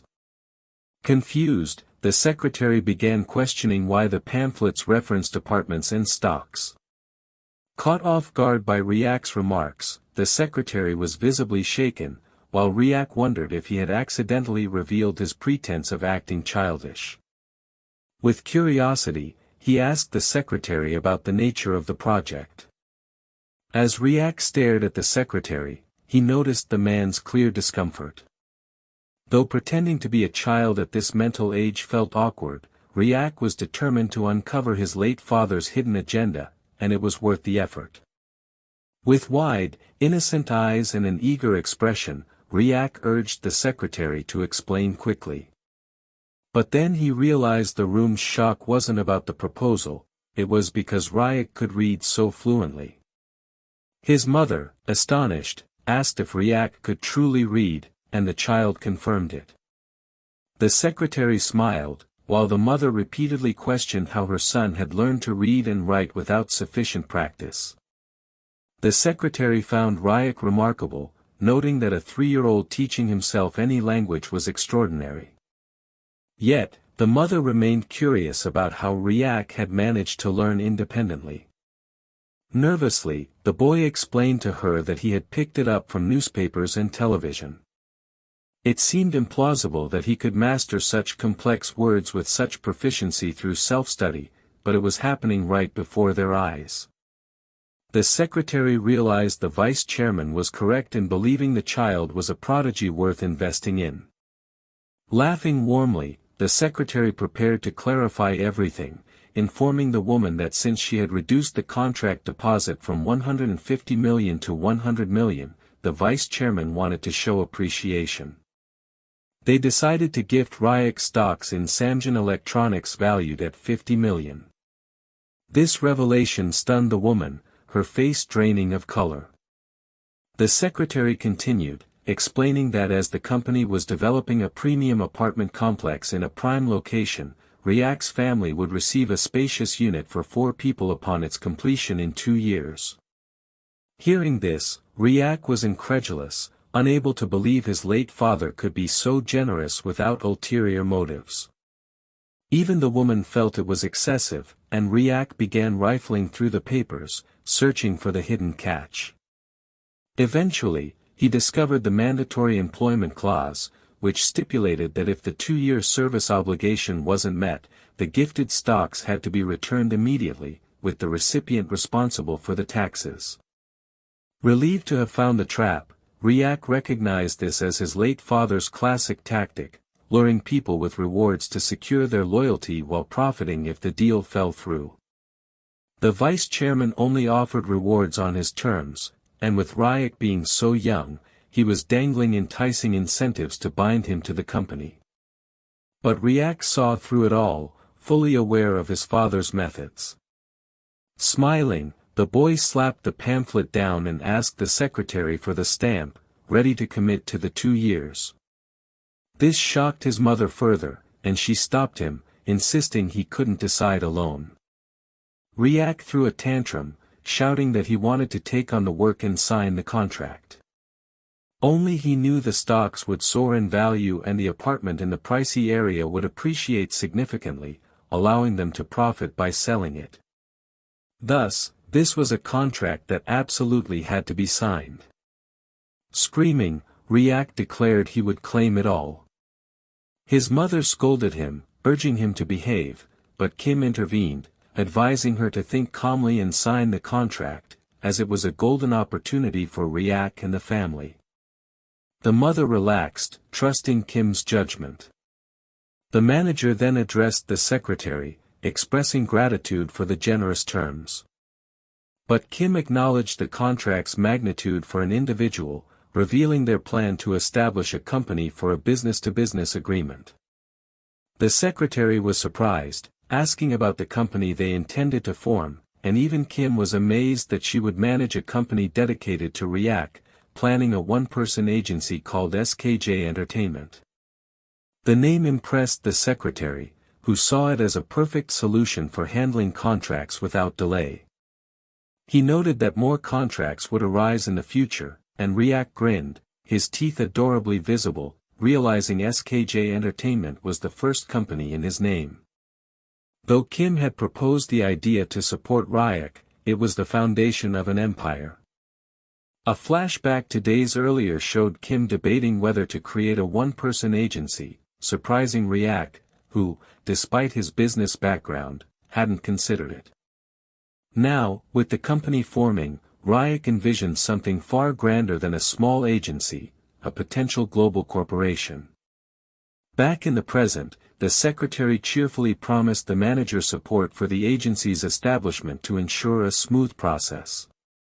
The discussion concluded, and as the secretary looked forward to collaborating with the boy, Ryak joyfully placed his thumbprints on the contract, hugging the documents and proclaiming the money was his.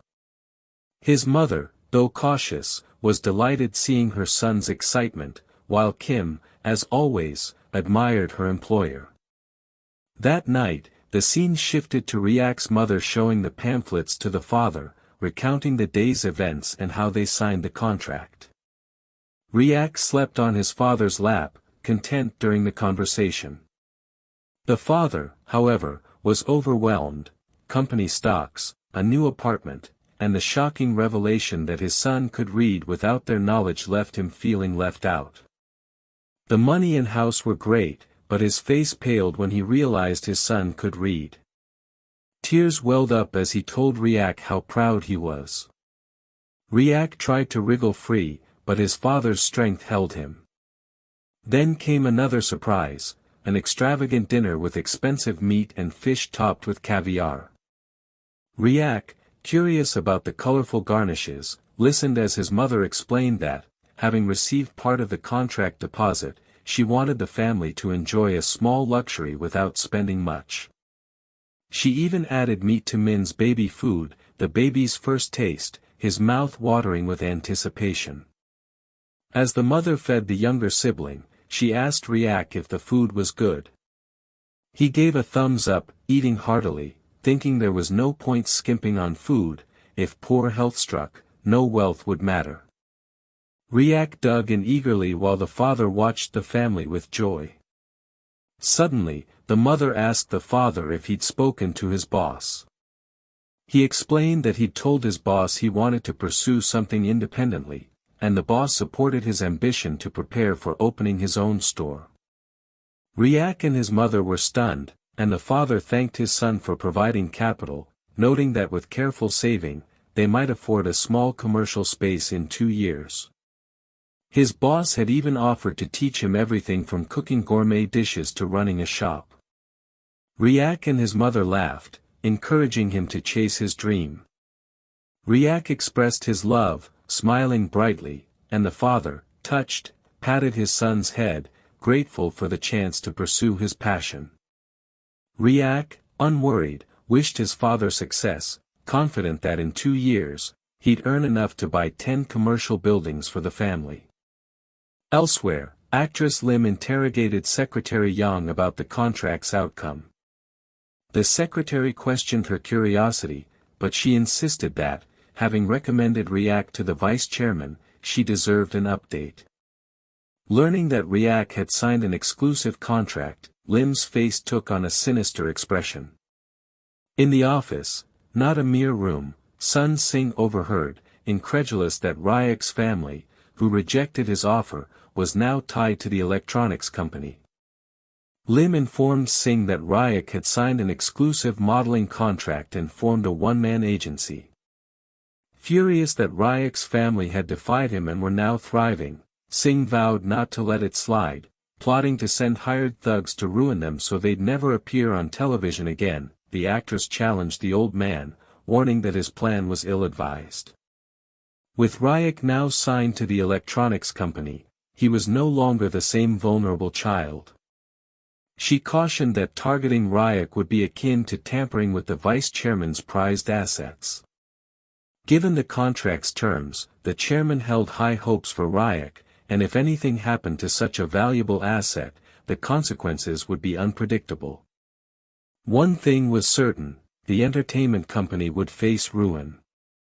Furious, the old man berated the actress, demanding she end the discussion and leave. He ordered her to return with properly completed resignation paperwork. As the actress exited the office, she glanced at the 7-year exclusive contract renewal from the entertainment company, then tore it to shreds, resolving not to indulge him further. She was no longer the same actress from 7 years ago. The scene shifts to the Riak family's home, where the mother was applying a face mask to her adorable baby. Riak lay calmly, cucumber slices adorning his face, feeling surprisingly refreshed. His mother gazed at her sweet child, wondering if she should add more slices for his enjoyment. Too absorbed in the soothing mask, Riak said nothing. He reflected on how much had changed since signing the exclusive contract with Samjin Electronics. First, his manager had been overwhelmed with paperwork, announcing that Riak was already booked for numerous commercials and currently on a break. She was efficiently sorting through a flood of casting requests for the new one-man agency, excelling in her role. Second, Riak's father, after a serious family discussion, decided to open a restaurant near the apartment the company would provide in 2 years, aiming to build a customer base. His former boss was even assisting with secret recipe development. Lastly, their mother was barely managing, soothing the constantly fussy younger brother while also tending to Ryuk's dry, irritated skin. In his past life, Ryuk would have indulged in costly facials with beautiful attendants, as the future CEO. Yet, he was astonished to find that the simple cucumber slices his mother placed on his face felt even better, likely because they came from her loving hands rather than paid professionals. Ryuk munched on cucumber slices while wearing the mask, and his mother beamed, delighted that her well-behaved son never complained. Growing sleepy, Ryuk rested as his mother decided to let him and his younger brother nap while she quickly hung the laundry. During his peaceful moment, Ryuk overheard a broadcast announcing the week's music chart. The #1 song, topping the charts for 10 consecutive weeks, was the one he had selected for the band It Was a Lie. Pleased but unsurprised, Ryuk smiled, knowing the idol group was thriving with his brother's choice. He planned to have them repay the favor later. His thoughts wandered to Michael's whereabouts, but the doorbell interrupted him. As his mother opened the door, a visitor claimed to be from the electronics company. Assuming it was work-related, she invited them in. Ryuk sprang up, rushing to the door, only to see a figure with a fully covered face, concealing their identity. Nervous and confused, he wondered who this ghostly visitor was. Upon spotting Ryuk, the figure squealed about his cuteness, noting he'd grown chubbier since their last encounter and that the face mask enhanced his charm. Alarmed, Ryuk's mother stepped between them, demanding to know who the visitor was and why they sought Ryuk when he was fully occupied. The visitor revealed herself as the actress, overjoyed to see Ryuk after so long. Stunning as ever, she asked the family how they'd been. Ryuk, however, was far from pleased, aware of her past affair with his late father. Over coffee, the actress expressed surprise at the modesty of Ryuk's home. The mother offered her a cup, which she gratefully accepted. Ryuk eyed her suspiciously, abruptly asking what brought her to their house. The actress, realizing her purpose, began apologizing profusely, confessing to the mother that she'd long wanted to make amends. The mother, stunned, questioned why the actress felt the need to apologize. Tearfully, the actress explained that her recommendation of Ryuk to the entertainment company had caused them hardship.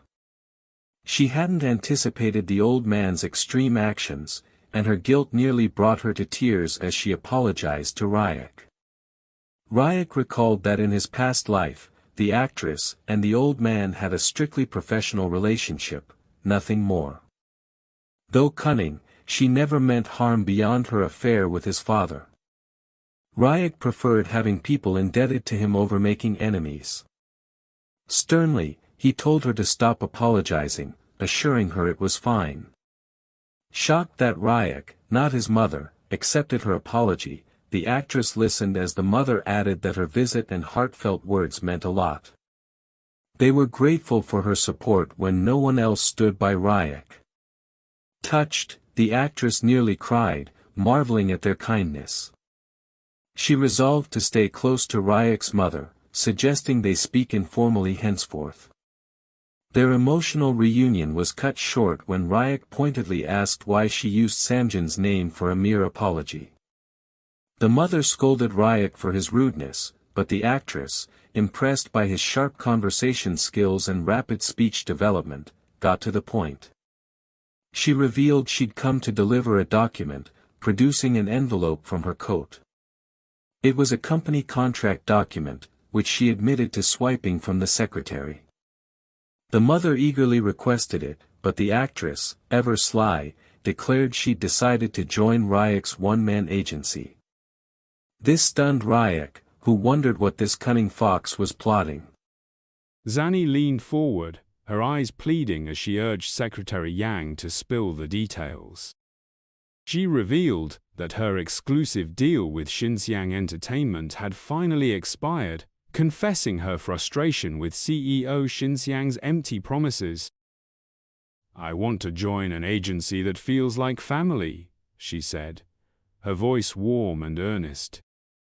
Soyang's cheeks flushed, touched by Zani's apparent sincerity though, unbeknownst to her, it was all part of the act. Why don't agencies come with a family vibe guarantee? Zani teased lightly, earning a soft chuckle from Soyang. Sliding closer, Zani rested a gentle hand on Soyang's shoulder.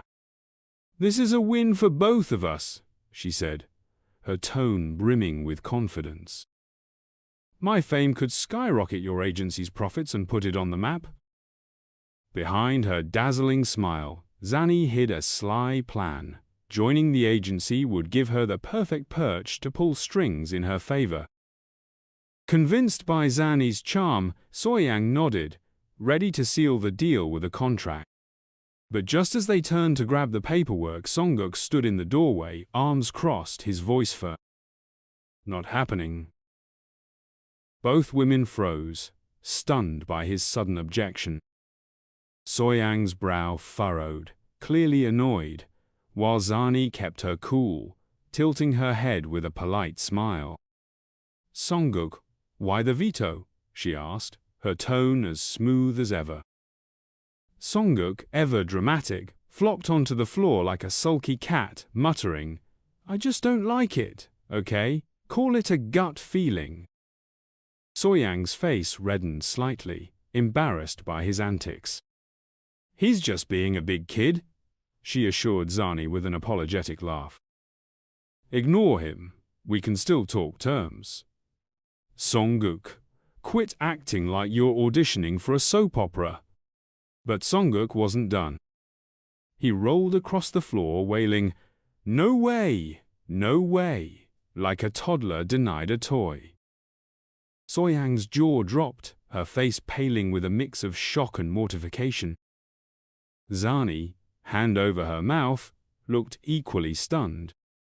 The commotion was so loud it roused Songguk's younger brother Mingguk, who'd been napping in the next room. His eyes snapped open as a piercing cry echoed through the house. Soyang, realizing her youngest was awake, shot to her feet and darted to soothe him, muttering under her breath about Songguk's timing. Zani, still composed, crouched beside Songguk and poked his cheek playfully. What's got you so grumpy about me? She asked, her voice teasing. Songguk swatted her hand away, glaring with a resentment rooted in memories from a past life. He knew Zani's game every move she made was calculated for her own gain. Joining his agency? Just a stepping stone for her ambitions. Songguk's vision for his company was clear. A tight-knit team of loyal allies, not opportunists like her. Pointing at Zani, he declared, You're not family. Zani's forced smile faltered, her eyes widening in surprise. Before she could muster a reply, Soyang returned, cradling a still whimpering Mingguk. Realizing her plan had hit a wall, Zani sighed, conceding defeat. Fine, she said, sliding the Samjin documents across the table. If you change your mind, Songguk, these are for you. She donned her cap and sunglasses, flashed a polite smile, and bid them farewell with a wave. Catch you later unless we're playing hide-and-seek, then you're on your own, she quipped, slipping out the door. Soyang and Songguk watched her vanish down the street.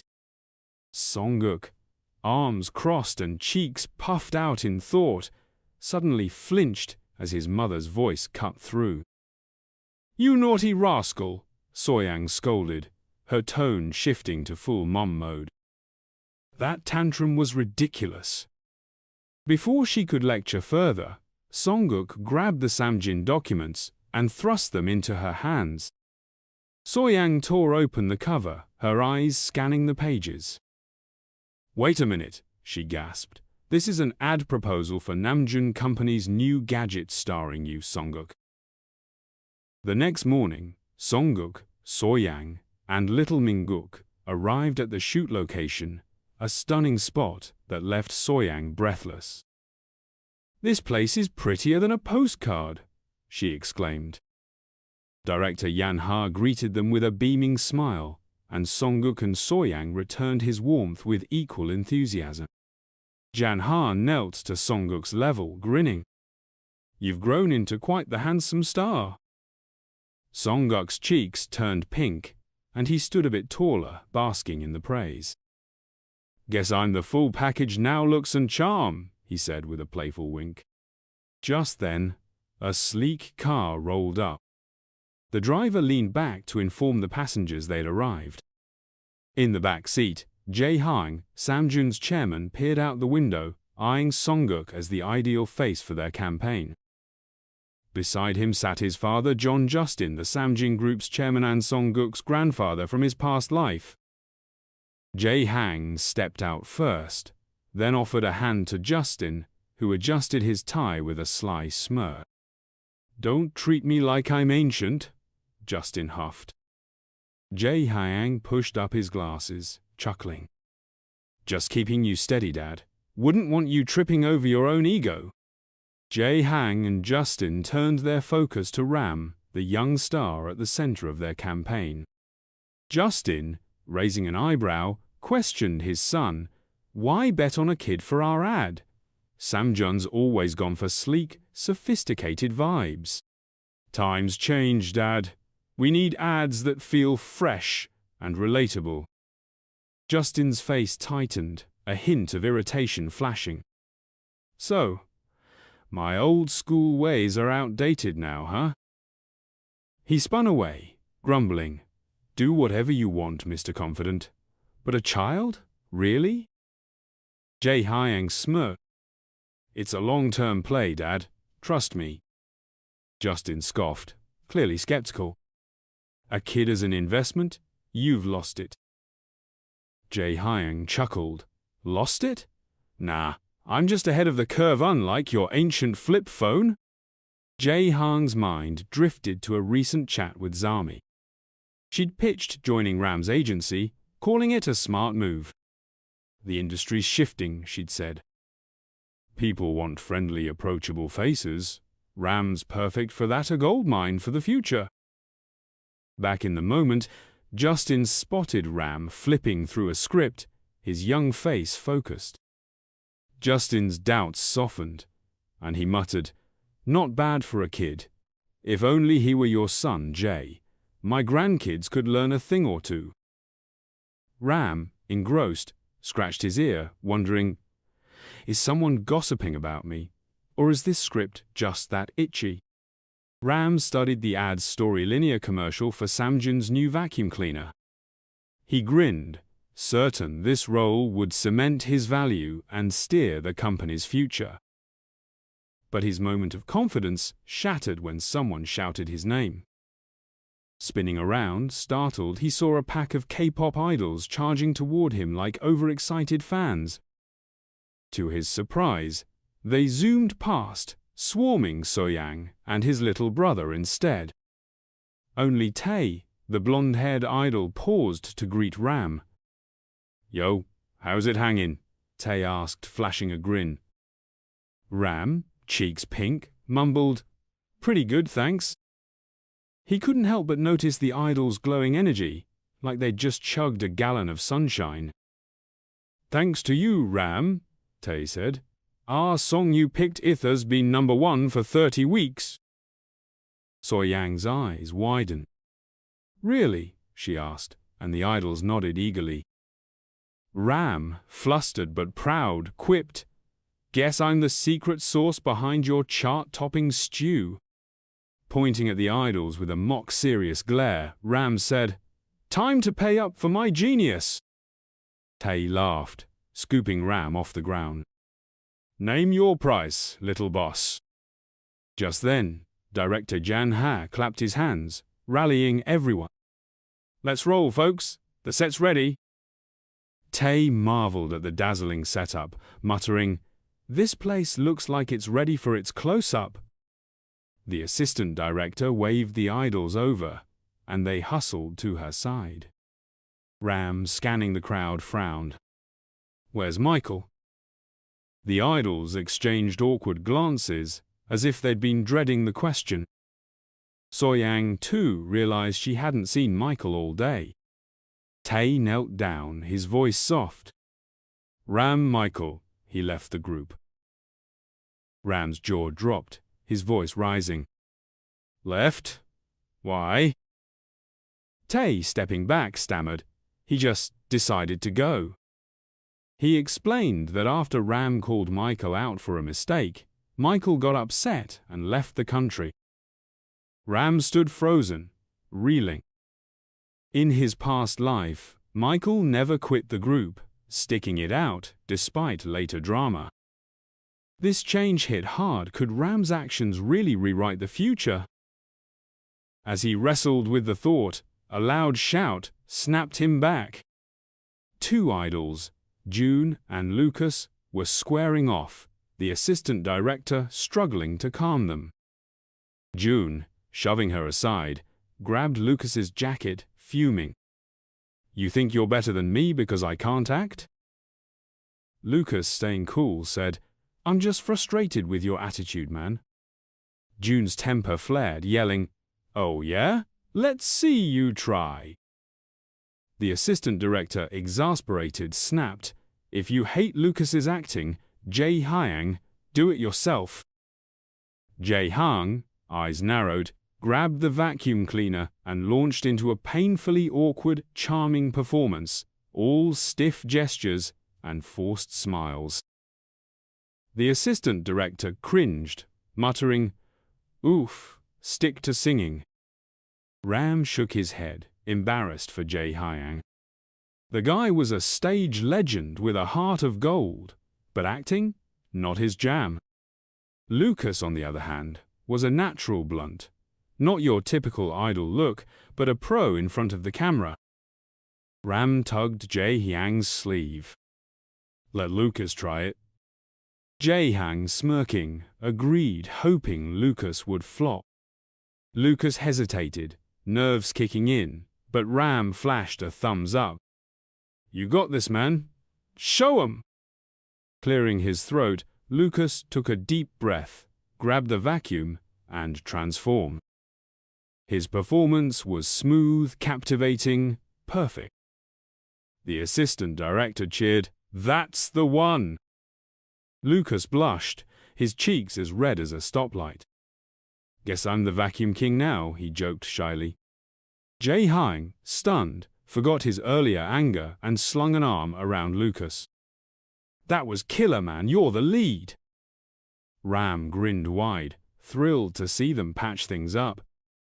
In his past life, Jae Hyang and Lucas drifted apart, chasing solo careers and staying distant. Now they were like brothers, laughing together. Ram realized he was changing things. Big events still echoed his past life, but he could nudge the details. The shoot rolled on until dusk, leaving Ram exhausted, dozing in Soyang's arm. As they prepared to leave, footsteps rushed toward them. Soyang jumped, then relaxed, seeing Zami approaching with a bright smile. "Need a lift?"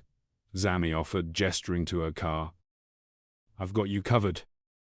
Minutes later, they pulled up to a grand restaurant, where two women waited to greet them.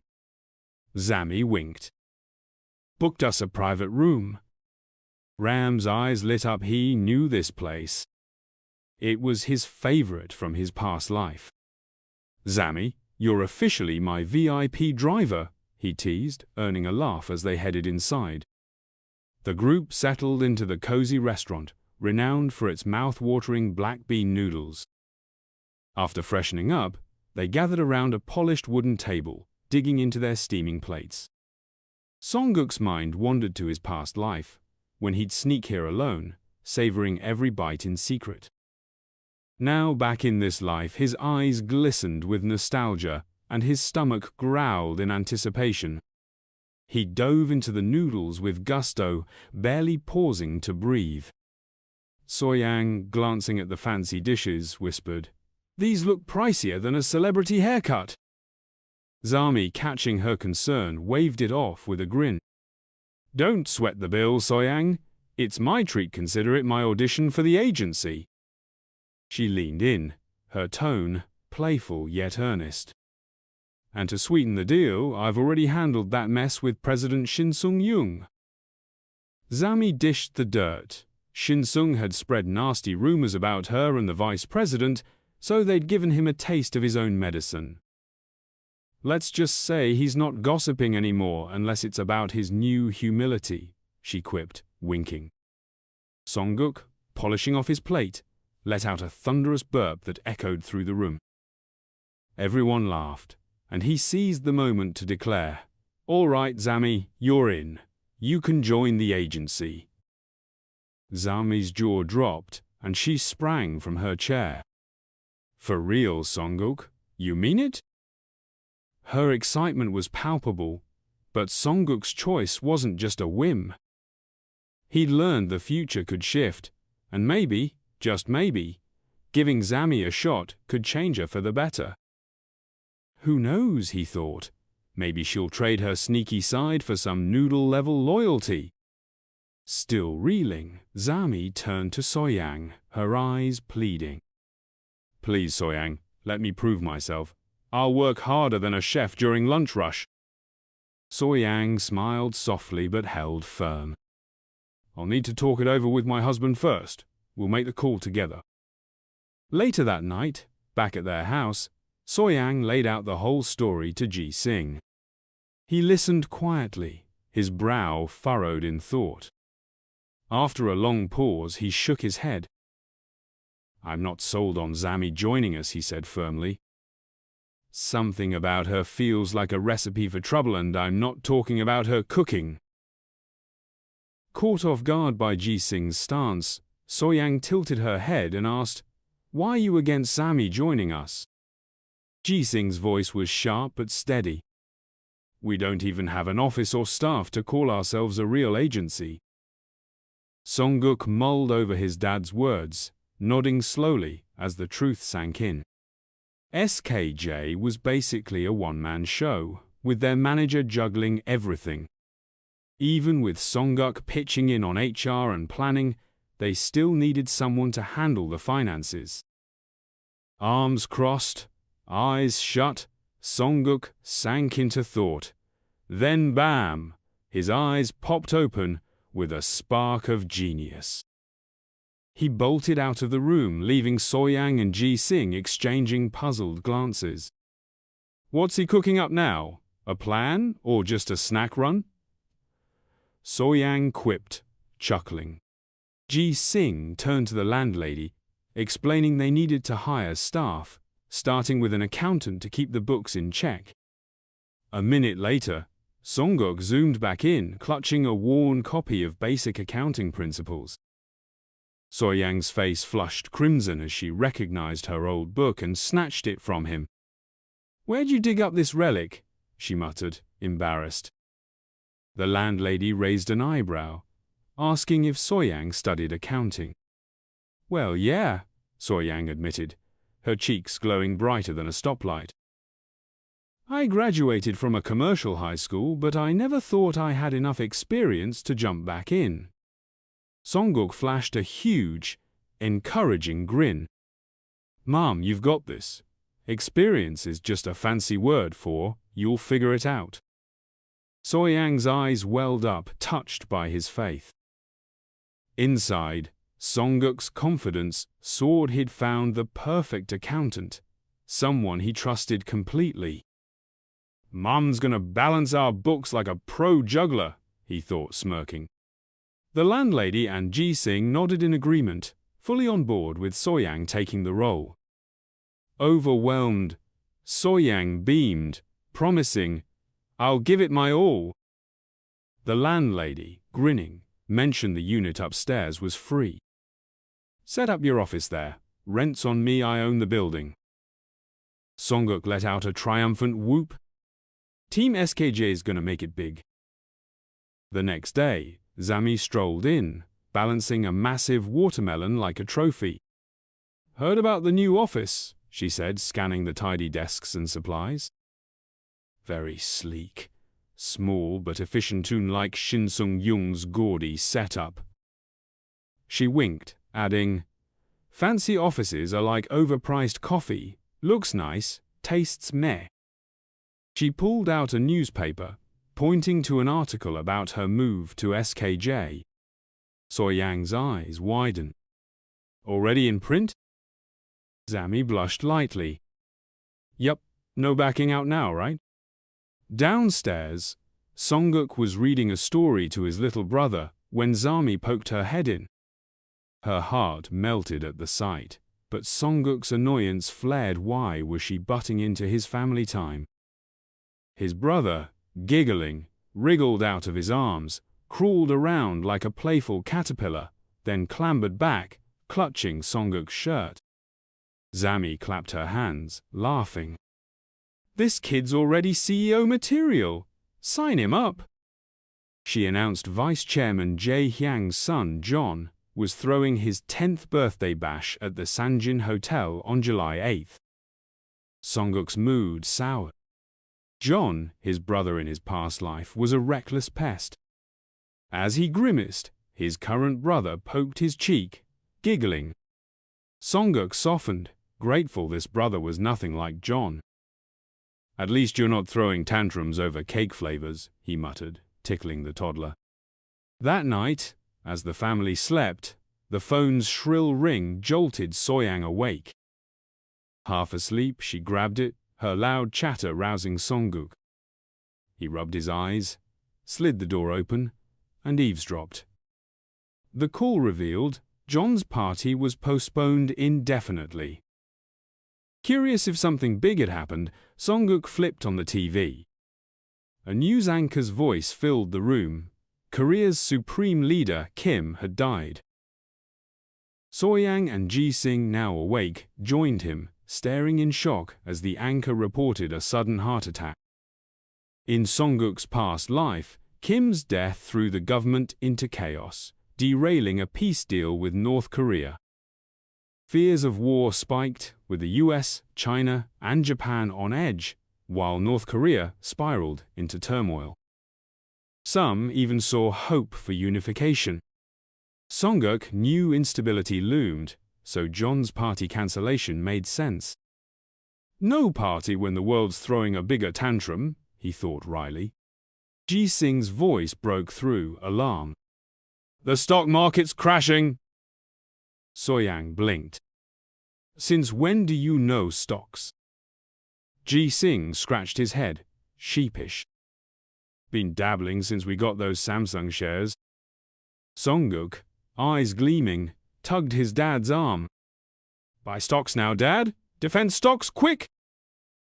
In his past life, the Kospi Index tanked as panic sellers dumped shares, terrified of war. For Songguk, this was a golden chance to snap up stocks cheap. Ji-Sing, baffled by his son's sudden Wall Street fever, hesitated. Songguk flopped dramatically onto the floor. I'm not eating till you buy. So-Yang frowned, worried. He's serious, Ji-Sing. He'll starve before he budges. Ji-Sing whispered, let's pretend to buy to calm him down. Songguk, sharp as ever, shot back, don't play me, Dad. I'm more stubborn than a Wi-Fi signal that won't connect. Stumped by Songguk's stubbornness, Ji-Sing sighed.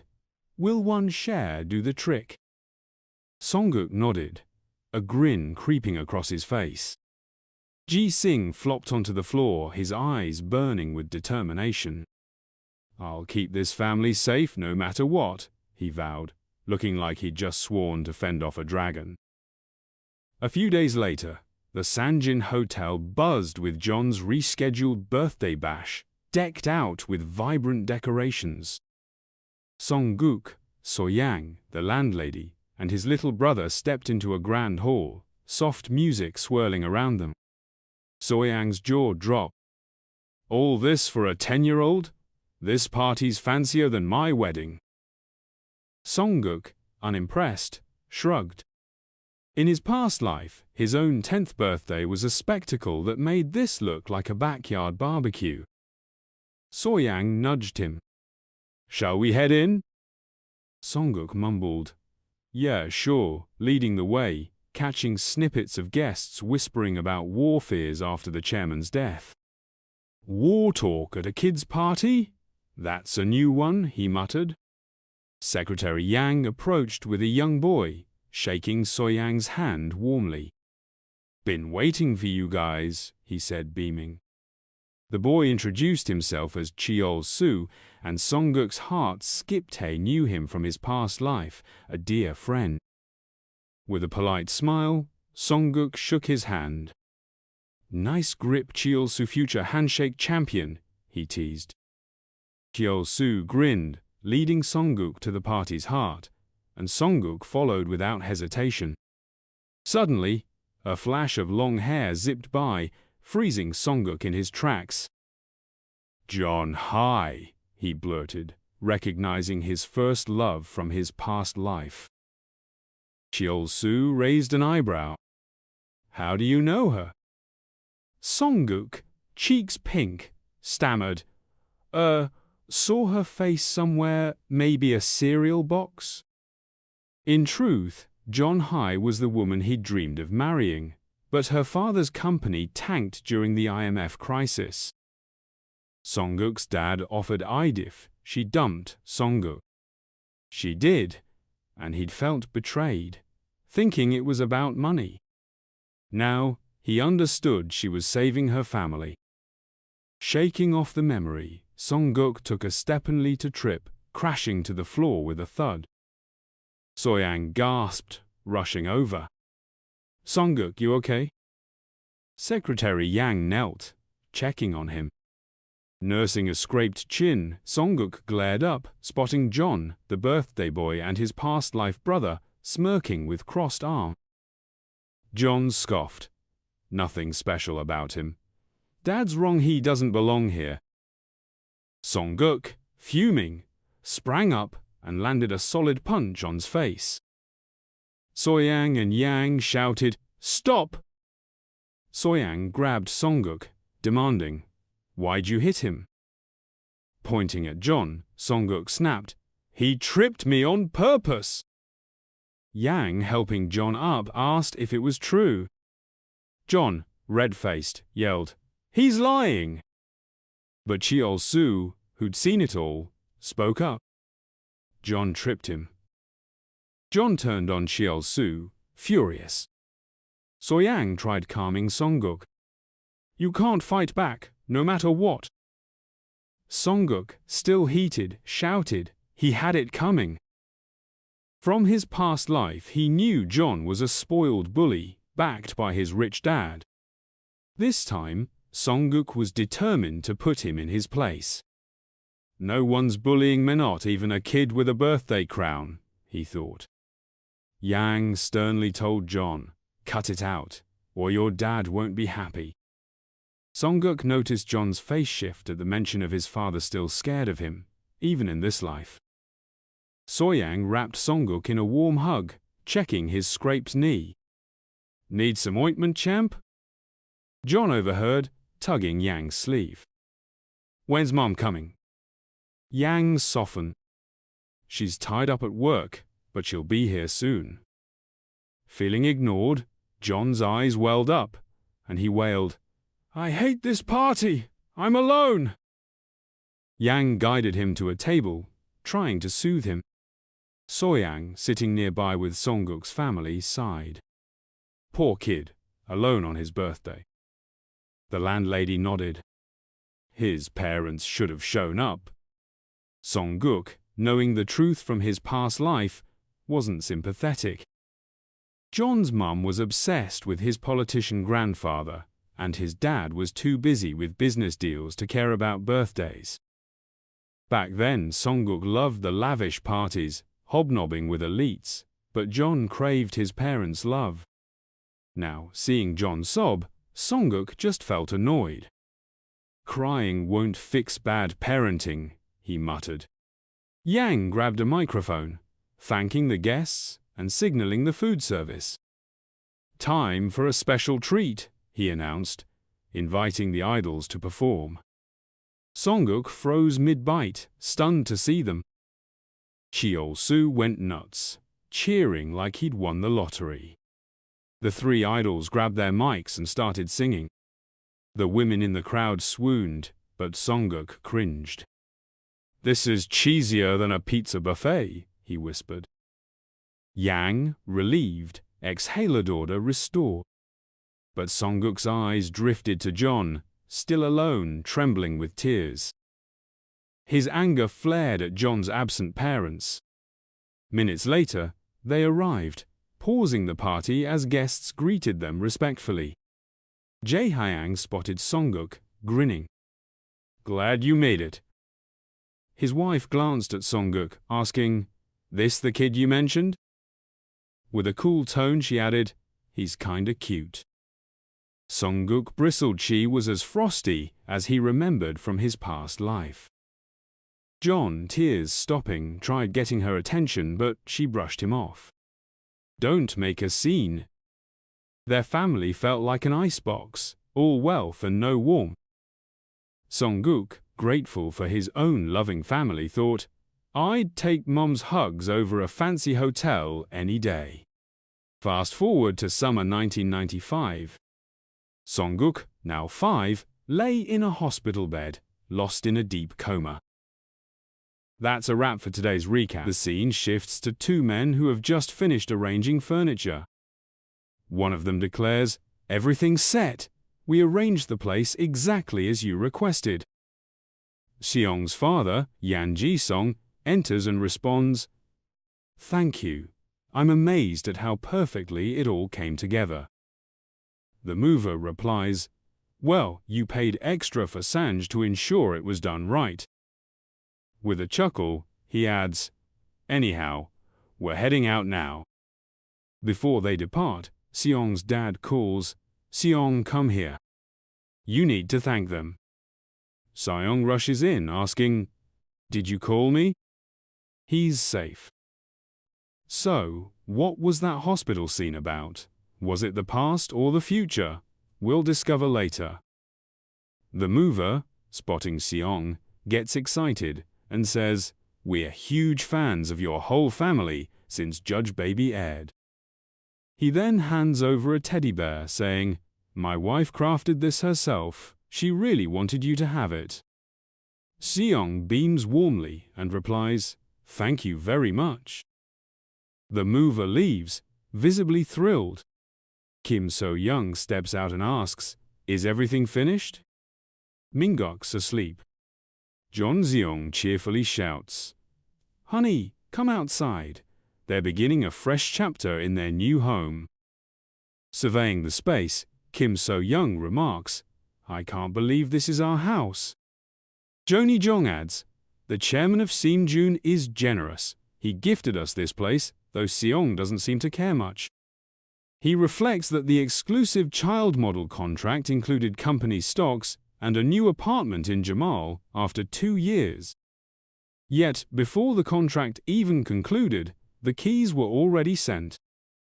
The official reason: construction wrapped up early. The real reason: his significant contribution to the Next G image project. Jem and John had 3 key initiatives: building Seemjon's Next G image, securing property tech, and advancing Seemjon's semiconductors. Today, Seemjun Electronics has overtaken Inji, becoming the top preferred brand. While their product quality improved, he knows he played a part.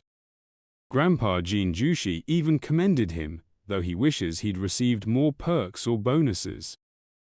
Suddenly, Jeong asks, "Seong, what should we do today?" Seong is puzzled.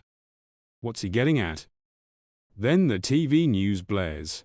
The stock market is crashing, with people selling off assets in a frenzy. Seong realizes what his dad meant: stocks. He says, "Dad, we should invest in more Seemjun electronic stocks." Jeong responds, "Their stock just plummeted." Si-hyung, frustrated, thinks, "This year's global economic downturn tanked the entire market. Short-sighted investors are panic selling, but Samjon's future is promising." The true story of Samjon Semiconductors is just starting. They likely secured drum protection tech, secretly earlier this year. He tells his dad, "Still, I really believe we should buy more Sam Electronic stocks." Jung asks, "Is this just a hunch?" Seong nods. Jung says, "Then we should absolutely buy." In his thoughts, Seong explains, "Dad's basically my stock manager now. One defense stock I recommended soared over tenfold. Since then, despite occasional doubts, he always checks with me first." Then Seong asks, "Dad, why are you so obsessed with stocks? It's not just about money, is it?" Seong flushes and says, "No, not at all. It's thrilling to see you make spot-on predictions and help us earn some cash. Plus, I've been thinking, if I save enough, I can finally give your mum a proper wedding gift." Seong, touched, hugs his dad and says, "I'll support you all the way." Jishon gets emotional too. Just then, little Ming, now 3 years old, walks in and says, "Brother, read me a story." Seong replies, "You're awake? I'm a bit busy, but Mom's tied up in the kitchen." He adds, "All right, come here." Ming happily settles beside him. Seong says, "Let's check out the book you picked today, Crime and Punishment. Not bad." Jong, shocked at the title, exclaims, "Wait, what are you reading to him?" Seong begins reading, thinking, "I'm personally giving Minguk the elite early education I received from Seem Jong covering humanities, economics, and multiple foreign languages. This kid has potential. Unlike John Tagu, who was a complete fool, I'll train him well to become someone intelligent and valuable." Then a phone call comes in. Kim So-young and Sursits Mong. She says, "Yes, we've fully settled in. Come by any time." A new celebrity interview is scheduled for today. No worries, come when you have time. Seong believes things at SKJ are running smoothly. Appointing Mong as the leader was undoubtedly a smart move. Kim So-young continues, "A new gig. There's an event at the Sunjeon Electronics Department store. The chairman will be attending as well." Seong grimaces and mutters, "Looks like I'll have to deal with that old school guy again." Soon, Mong shows up to drive them. Kim So-young says, "You made it. I thought Seong and I might head to the event on our own since you're probably swamped." Myong grins. "No matter how hectic SKJ gets, my main job is looking after Seong. By the way, where's he at?" Seong peeks out from behind his mother. "Right here." Mong chuckles. "Man, you look sharp. You clearly put some effort into your outfit." "All right, let's head to the Seemjun event hall." In the car, Mong mentions, "I spoke with Smai. We're considering moving the SKJ office to Gangnam." Kim So-young responds, "Gangnam? Isn't that incredibly pricey?" Mong replies, "We'll make it work. We've recently landed some big-name celebrity deals. Being visible is crucial in this business, and Seong even seemed excited about it when he overheard us." She's about to ask Seong, but he's already dozing off. "Is he out?" she asks. Kim So-young answers, "He was looking after Ming this morning, probably wore him out." Mong laughs. Ming still sticks to his big brother like glue. It's adorable how they call each other Big Bro and Little Bro. Anyway, we're nearly there. What's the plan for Seong? Kim So-young says, "I'll handle him this time. He can rest a bit before the event kicks off." Seong stirs and mumbles, "Why's the bed moving?" Then he realizes he's not in bed, he's on Kim So-young's shoulder. She says, "You're up, Seong." He's stunned and thinks, "Hold on, we're already at the Seemjin event? When did we get here? This is all Minguk's fault." Flustered, he says, "Mom, put me down, please." She replies, "Can't you stay like this just a bit longer?" He insists, "No, it'll hurt your back." Just then, a man approaches and says, "You've arrived. I've been expecting you. I'm the PR director for this department store. We've set up a waiting room where you can relax before the event begins." Si-young asks his mum, "Is today's event inside the department store?" She responds, "Oh, I forgot to mention, it's in a well-known department store. We'll head directly to the Sunjeon event area from the staff section." Si-young thinks, a department store. Which stores were famous back then in Sanjun? But this place looks way too dilapidated for a department store. He notices the cracked walls and sagging floor, shocked. At that moment, San realizes something and suddenly panics. He urgently asks his mother, Kim So-young, the name of the department store. She replies, "This place? It's the Inbit department store." Hearing that, San freezes, thinking, Inbit department store. I recall one summer this building collapsed out of nowhere, and so many lives were lost. It was an unprecedented tragedy. And the exact date of that disaster is today. San is overwhelmed. What do I do now? How can I handle this? Is it really happening today? I barely remember the details of the incident. At the time, I was sent on my first overseas study trip by my father, John Gyeong. I only caught fragments of the news later. I don't recall much. His mom, Kim So-young, asks, "Sion, are you okay? You don't look well." He's visibly rattled, thinking, this isn't the time to lose it, if something happens to Mom again. He grabs her hand and says, "Mom, we need to leave this place immediately." Hearing the commotion, the chairman arrives and says, "Is everything all right? It's getting noisy here. It's been a while since we last met, Shin. You seem exhausted. Everything okay?" Singh clutches the chairman's clothes and begs, "We have to stop this. The event needs to be cancelled." The chairman's expression changes. He thinks, this isn't right. Father isn't the type to be moved by a child's emotional outburst. This event has likely been in the works for months. I can't just demand he cancel it without a solid reason. San starts recalling news reports. The A and B buildings collapsed, but the A building was hit the hardest. He tries again, urging, "Please, Chairman, we need to move the event elsewhere. This location isn't safe. We should use building bits larger and safer." Myung and Kim So-young are stunned.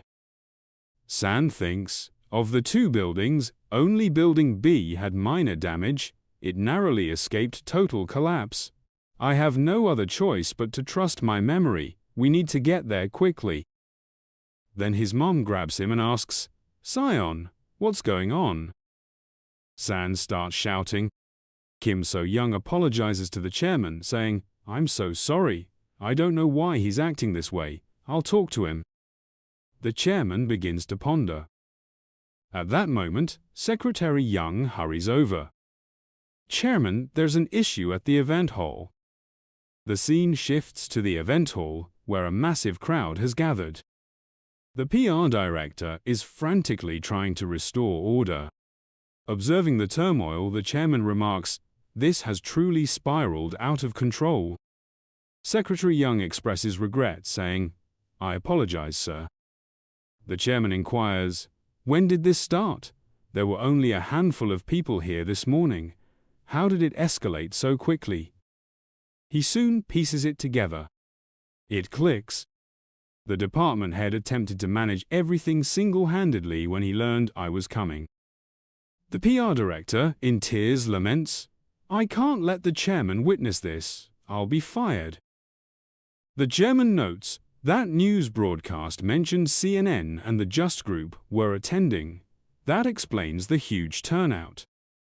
Growing more anxious, he adds, "This is critical. We don't know when the building might give way. We need to act swiftly, you understand." Glancing at Kan, he says, "So that's what you meant by switching the venue." Kan nods slightly. "Exactly. We can never predict when disaster might hit. let's relocate to Building B. The chairman questions Secretary Young, is there sufficient space in Building B for everyone?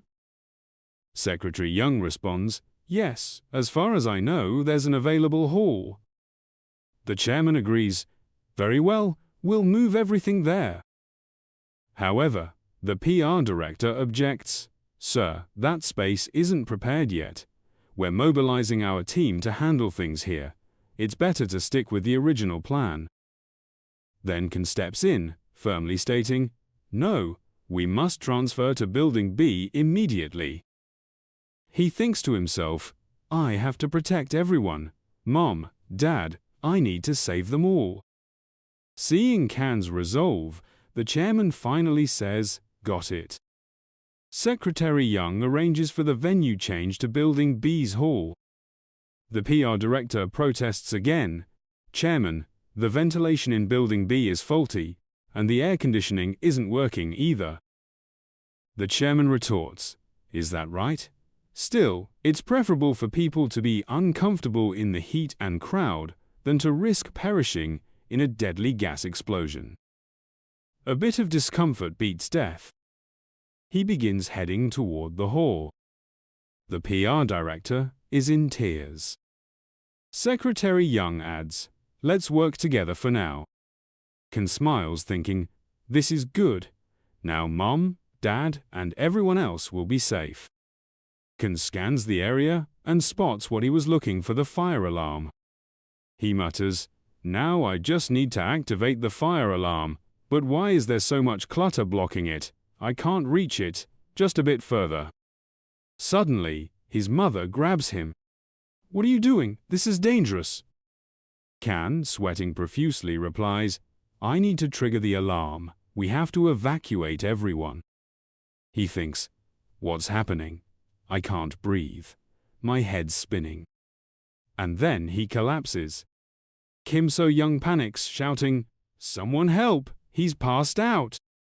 The chairman rushes over. What happened? She sobs. He just fainted suddenly. His body feels like it's burning. The chairman lifts Ken. We need to get him to a hospital. I'll take him myself. Secretary Young, call an ambulance. Ken briefly opens his eyes, thinking, no, I have to save everyone, before losing consciousness again. They rush him to the hospital.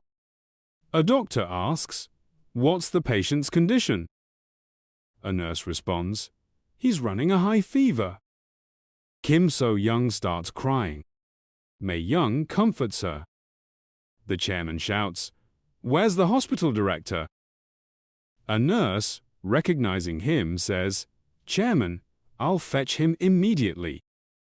Later, in the hospital room, Ken opens his eyes. Where am I? A hospital? His mother is by his side. He wakes her gently. Mom, what happened? Where are we? At that moment, a news report plays on the television. Continuing coverage. At around 3 p.m., the fifth survivor was pulled alive from the debris of Inbit store. Over 100 casualties have been confirmed. Authorities say they'll do everything in their power to rescue more lives.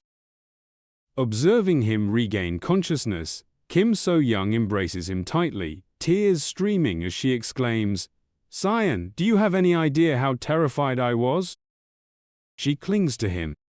Cyan looks around, puzzled, and asks, what's all this? His hospital room is overflowing with presents. His father, Jian Jeong, wipes away tears and says loudly, do you realize? These were all sent by your fans. When they learned you collapsed and were out for 3 days, they were stunned. Cyan reflects silently. 3 days? I've been out for 3 days. The doctor enters and reassures. No need for concern. The boy is in excellent health. He simply fainted from stress. Ming wraps his arms around Cyan, pleading, Big brother, don't fall ill again. The doctor advises, ensure he's well cared for and avoids excessive stress. Jian expresses gratitude to the doctor. Meng remarks, Thank goodness it wasn't severe. The family gathers around Cyan. His father says firmly, "Never faint like that again. Stay strong, my son." Overwhelmed by their affection, tears well up in Cyan's eyes. He thinks, "Mom, Dad, Minguk, I'm so sorry for causing you worry." Then Cyan turns to his mother and asks, "Did something terrible happen?" Her face clouds with concern as she replies, "There was an incident. A major one, actually." The scene fades to black. A news broadcast appears, reporting, after the collapse of Inbibit department store last Monday, concerns are mounting over the substandard construction of the building. Watching the screen, Cyan thinks, so, it finally occurred. The great catastrophe. Over 300 lives lost. I couldn't prevent it. I desperately wanted to stop that tragedy. Was there truly no way? Is this all Zhongxian could manage? Noticing his distress, Kim So-young approaches. "Cyan, I don't know what's troubling you, but thanks to you, we moved the event hall in time. That saved many lives." She adds, "Even the chairman expressed his gratitude for your actions." Cyan reflects, "Father, he's safe too." She continues, "Because of you, Mong Uni and I survived that disaster. I'm so proud of you, Cyan." Hearing this, Cyan grows emotional, tears streaming down his face as he thinks, "So that's it. I couldn't stop the disaster, but perhaps I altered the future just a bit, as much as I was able." Cyan embraces his mother, sobbing. Meanwhile, Mong makes a call, saying, "Cyan's awake now. Thank you for covering the VIP room and medical expenses." On the other end, Secretary Young stands beside the chairman. "Chairman, Cyan has regained consciousness." The chairman inquires, "How's his condition?" Secretary Young responds, "The test results show he's completely healthy." The chairman nods, saying, "Good. Release the article. State that Samjun accepts full responsibility and will personally oversee all recovery efforts. Also, arrange a fruit basket for him and visit him in person. If anything urgent arises, inform me immediately." Secretary Young nods and exits. The chairman muses to himself, "Cyan is truly an extraordinary child." That day, not only I and Secretary Young, but many senior Samjun executives were meant to attend that event.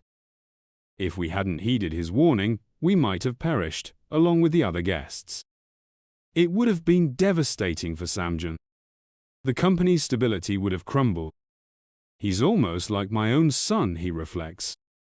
His intellect is far beyond that of a typical 5-year-old. At times, his actions defy explanation. I must learn more. Who is this boy, and how is he tied to me? The scene shifts to a modest house nestled deep in the forest. A car arrives. An elderly woman addresses the chairman. "You secretly had people obtain someone else's child's horoscope, didn't you? So, this is the boy." The chairman confirms, "Yes, that's him, Jean. He's quite well known." She replies, "I don't follow television. I wouldn't know." He adds, "Regardless, I want to understand how the child's abilities align with me at Samjun Corporation. I need his horoscope reading. You've been providing readings for Samjun since my father's era." She nods, saying, "I owe your father. So for old time's sake, I'll do it. You're intrigued by this boy, aren't you? Want to know how he's linked to your life? It's straightforward. He'll consume you." The chairman is taken aback. "What?" She elaborates. "He's the type of child who gives little and takes everything for himself. He'll surpass everyone and create his own empire. He'll be the one in charge. You'll be insignificant beside him." She adds, "In both your past lives and this one, your paths were meant to cross. Your destinies are intertwined, so you'll gain some benefits too." But as time progresses and he encounters water, his fate will drive him to rule the seas and dominate the world. He'll seize everything from you and rise far beyond your imagination. Stunned, the chairman asks, "And what of Taigu, my son, Jean Taigu?" She replies, "That boy is unremarkable, just ordinary. If he had an older sibling, he'd always be overshadowed, but fortunately he was born first, so his life will be calm and untroubled." The chairman ponders. The old woman adds, "If someone's destined to take everything from you, most would steer clear of them, but not you, correct?" The chairman sits composed and chuckles. "Honestly, I'm eager to see how he takes it all from me.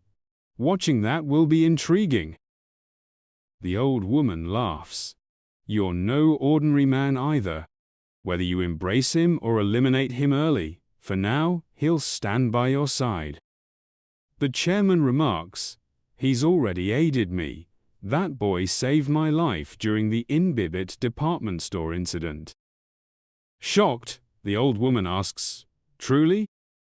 The chairman nods, adding, "And even after all that, he kept urging us to continue searching through the debris. He was relentless." He continues, "We should keep going, and I want to see for myself if he'll truly remain by my side." He pulls out his phone and dials a number. "Yes, father, I'm calling to talk about something significant." He's reaching out to his dad, founder Jean Yoshang. The scene transitions to Shang's apartment, where the television is tuned to a news broadcast. Breaking news. The Samjong Group remains at the forefront of rescue operations at the collapsed Inbibit department store. It's been 10 days since the disaster. While many thought no more survivors would be found, the 13th survivor was just discovered alive.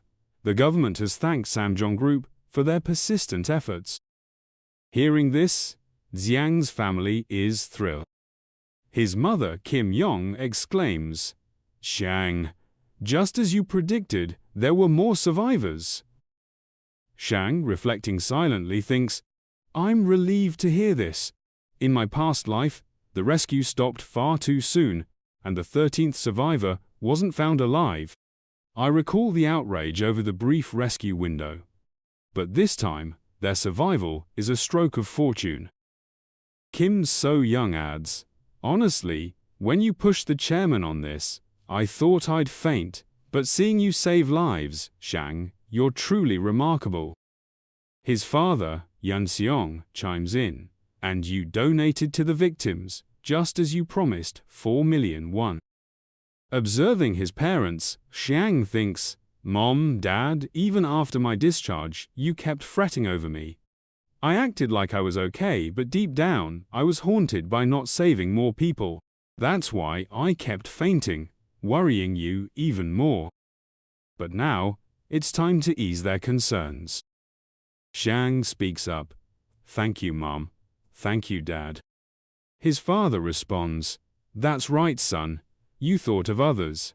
I'm proud of you." Xiang turns to his mom and says, "Mom, now that I'm better, I want to start working." Kim So-young replies, "So soon? You could rest a bit longer. Kids your age should enjoy life and have fun." But Xiang insists firmly, "No, I want to work, and I will." His parents exchange glances and say, "Well, he's decided. We can't stop him. Let him follow his path." Xiang thinks to himself, "I need to work because soon." The scene shifts to a commercial shoot where Sani and Shong are working. Suddenly, Sani shouts, "What did you just say?" The news breaks that Samjong's exclusive contract won't be renewed. The director interrupts, "Ma'am, please focus." Sani apologizes and resumes filming the ad for a new Samjong product. During a brief break, in the waiting room, Sani turns to Shong and asks, "What's that about? I know the contract's almost up, but why isn't it being renewed?" Shong calmly replies, It's the best decision for me. In his mind, he reflects, I never wanted to be a celebrity. I only took child acting roles because kids have limited ways to earn money. Now, I've saved enough. It's time to forge my own path and build a top-tier company. Sunny nods. Right, businessmen should focus on business. I'm not sure what that entails, but it's probably a smart move. Why do I keep seeing you as a kid? You're doing things even adults struggle with. She thinks to herself, being Samjong's exclusive model brings fame and wealth, and you're just walking away. Out loud she says, whatever you choose, you'll excel. Shong smirks, naturally. She asks, have you discussed this with your manager and everyone? Shong nods. Sani thinks, he's serious, isn't he? A knock comes at the door. It's the director, Sani says. Is the breakover already? But more people appear behind him. The director explains, actually, ma'am, someone's here to see Shang. The visitors enter, and Shang is visibly shocked. Among them is the chairman, who looks at Shang and says, son, I heard you're free after today's shoot. Shang nods. The chairman continues, so, will you join me for dinner? He lifts Xiang into his arms, to which Xiang responds, I can walk on my own. The chairman smiles. Don't you enjoy it when I carry you? Xiang thinks, why is he acting so strange today? Is he buttering me up for something? Maybe he's planning to pawn me off. Growing wary, Xiang eyes the chairman suspiciously. Just then Sani enters and says, well, I'll head out now, chairman. It was brief, but good to see you. Xiang senses tension between them and wonders, what's happening? Why is she talking like that? The chairman responds, if it's you, I'm sure you'll figure it all out eventually. Sani, with a faint smile, replies, I knew from the start this relationship would end someday. Once you take over Samjong, it's for the best. You should avoid anything that could spark rumors later. The chairman has officially parted ways with Sani. Observing this, Shang recalls, I remember now there was a time when Sani left my father's life. That's when their relationship ended, likely to prevent scandals when Dad took over Samjong. As Sani walks away, she says, goodbye, Shang. Catch you later. Watching her leave, Shang thinks she left without a second thought. Sani, you're really something. The chairman says, all right, Shang, let's go. Xiang grows anxious, thinking, where are we even headed? The scene shifts to a grand Bildinga restaurant, and not just any restaurant, but Xiang's favorite Chinese spot. He lights up. Wait, this is my favorite Chinese restaurant. Someone calls his name, and he turns to see his parents. The chairman says to them, come inside, they're waiting for us. Xiang wonders, who's waiting, and why did he call my parents? They enter, and a man greets them, none other than Samjong's founder, Jin Yoshan. He says, so, you're the kid, Xiang Shongguk. Dishes arrive one after another, and the staff says, enjoy your meal. Xiang's eyes sparkle at his favorite dishes. Jin Yoshan chuckles. Go ahead, eat up. You must be hungry after the trip. Don't hold back, eat all you want. Xiang's parents start eating but seem uneasy, wondering why they were summoned. Xiang glances at the founder and thinks, dining with Samjong's founder is a bit awkward. But these are my favorite noodles. I don't care if he boots me from the company. With that, Xiang digs in. Jin Yoshan laughs. Ha ha ha, you're eating with gusto. Xiang wonders, what's really going on? Why is the founder of Samjong Grandpa himself here out of the blue? He built this empire from nothing. Even Dad respects him, and I've always admired him. So why this sudden appearance? The founder turns to Xiang's dad. "You're not eating much. Don't like the food?" Xiang's dad replies, "No, it's excellent. But more than the food, I'd like to know why we're here." Silence falls briefly. Then John Yoshin says, "Because Xiang saved my son and my company, I wanted to thank him, but more than that, I wanted to meet this child in person, the one my son wants to adopt." Xiang is stunned. What's happening? His dad, equally shocked, asks, "What do you mean?" The chairman smiles slightly and says, "I'm considering becoming Xiang's legal guardian. I want to provide him every educational opportunity until he's grown top kindergartens in Korea, studying abroad, anything he desires. And when he's older, if he wants to join Samjong, I'll bring him in through a special recruitment program." Xiang's dad asks, "Why go to such lengths?" The chairman replies, "He saved my life, so I owe him. But beyond that, I see his potential. A child with such promise, I want to see how far he can go." The founder adds, "You're going all out to make him your son. What can I say?" Then he asks Xiang, "So, what do you think? Want to be my grandson?" Xiang reflects, "Dad doesn't seem to be hiding anything, but I'm not naive enough to think this is just about education. They've got bigger plans. Still, in my current situation, I see no reason to refuse." So Xiang says, "All right, it's a deal." The founder chuckles and remarks, "This boy's one of a kind, but if you join my family as my grandson, don't think it'll be a walk in the park. I'll shape you into the ideal heir for Samjong." Cyan gives a casual shrug and responds, "I'm fine with that." His father tries to hush him, saying, "Hey, mind your words around your elders."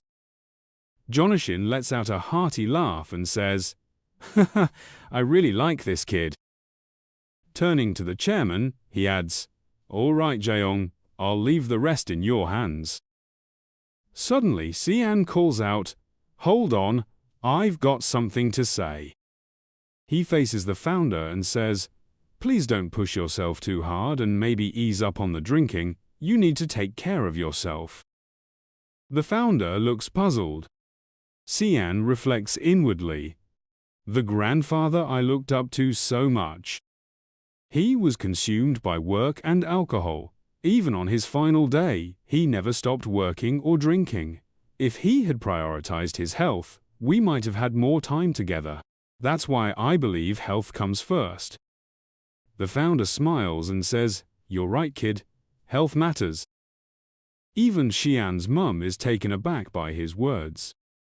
The founder keeps chuckling, and the chairman turns to Xian's dad, saying, "Give it some thought. Let me know what you decide." Xian's dad responds, "Yes, Chairman, I'll reach out soon." But then, something catches our eye. The founder's face shifts slightly, and he places a hand on his chest. Is this the end for him? We fast forward. 1 month later, the scene shifts to Seon's apartment. His dad says, "All right, let's dig in.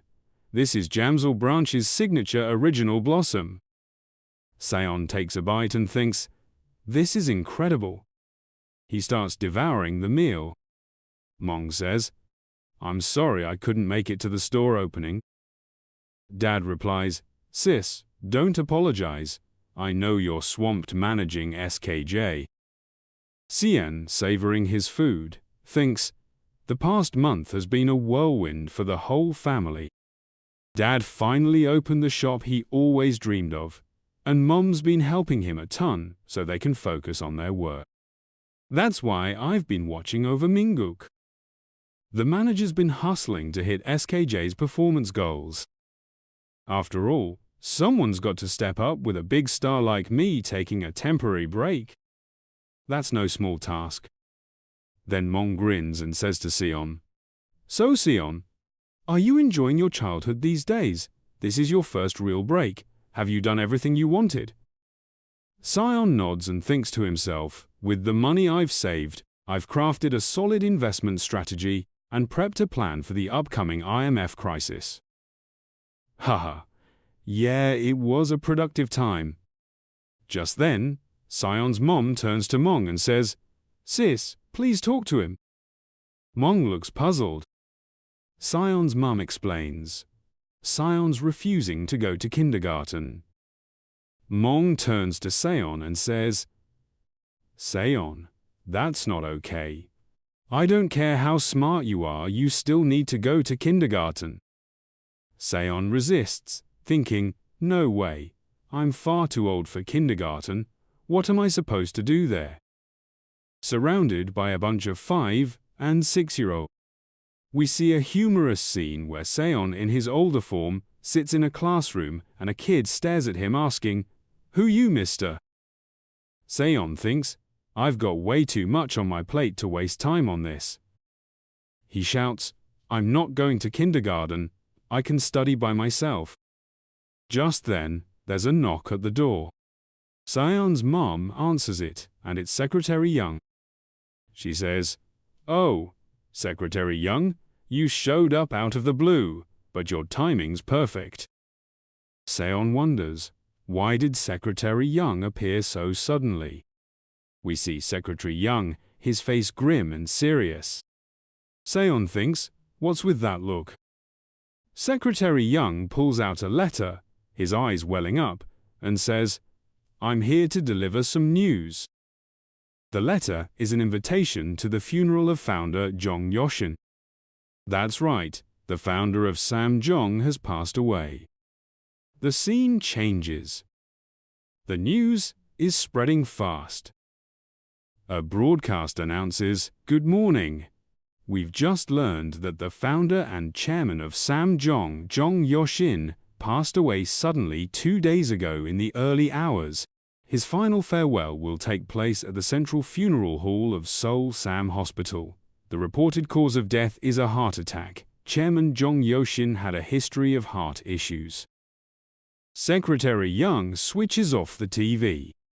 We see Sion and his family at the funeral home, clearly devastated. Sion's mom says, "How could this happen? I saw him just a month ago." Sion's dad adds, "Yeah, he seemed completely fine." Secretary Young says, "Thank you for being here."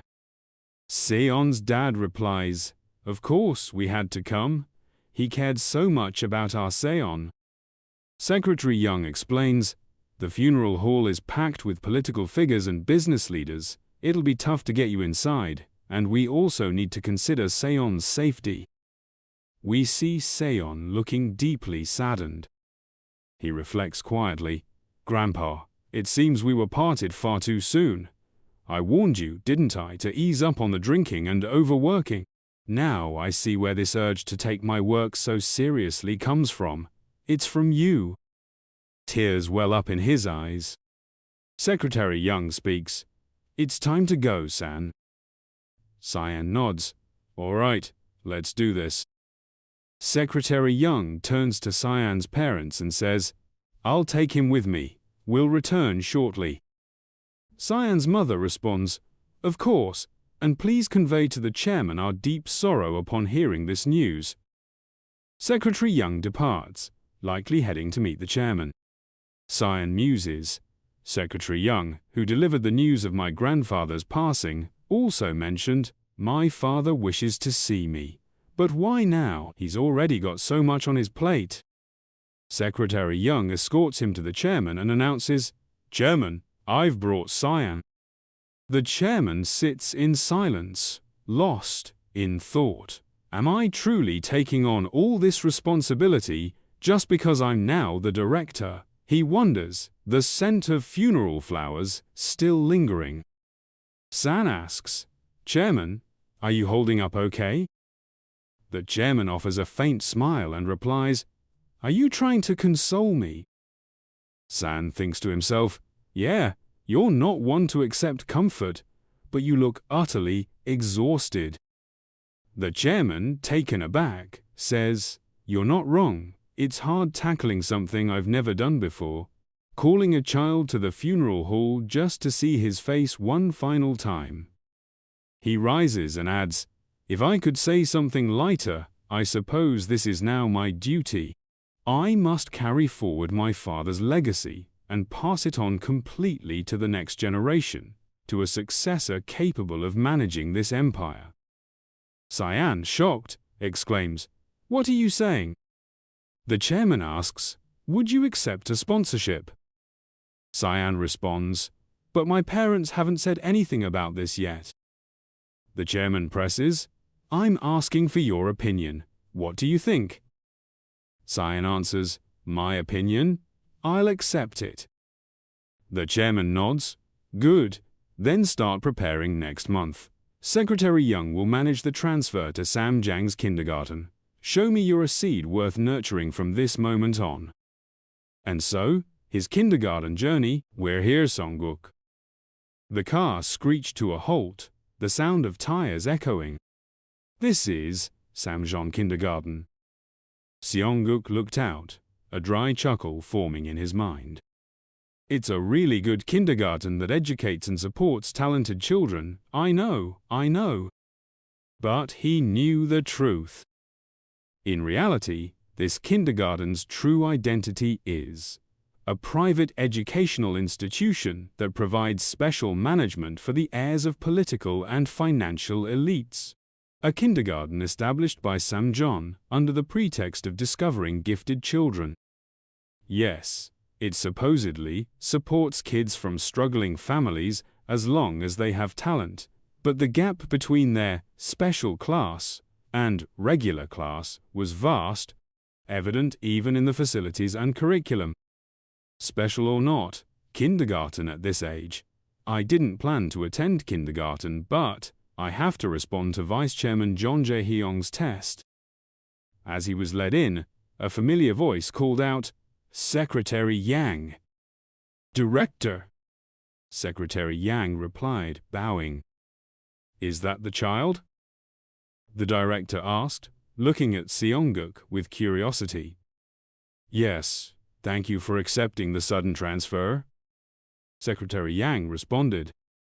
The director, a man who clearly understood the hierarchy, nodded. "If it's Vice Chairman John Jae-hyung's will, I must follow." He then turned, calling out, "Teacher Lee Jian." A kind-faced woman stepped forward. "Hello, I'm Lee Jiun, the homeroom teacher for Class A at Samjeon Kindergarten." The teacher seems normal? Seongguk thought, assessing her. Secretary Yang assured the director, "She will be the child's homeroom teacher going forward. I'll take good care of him." Teacher Lee Jiun knelt down to Seongguk's level, her voice gentle. "You must be Seongguk, right? Shall we go together? Your new friends are waiting." As they walked down the hall, the sounds of children's laughter and playful shouts reached them. "So fancy. So many kids." "There are 5 classmates in the class you'll be joining, Seongguk. They're all good kids, so get along well with them." Teacher Lee explained. "Okay." Seongguk replied, his mind racing. 5 kids. I wonder what kind of kids they are. If my guess is right, those kids must be... The classroom door opened with a soft click. "All right, everyone. We have a new friend today. Let's all say hello." Teacher Lee announced cheerfully. Seongguk looked at his new classmates.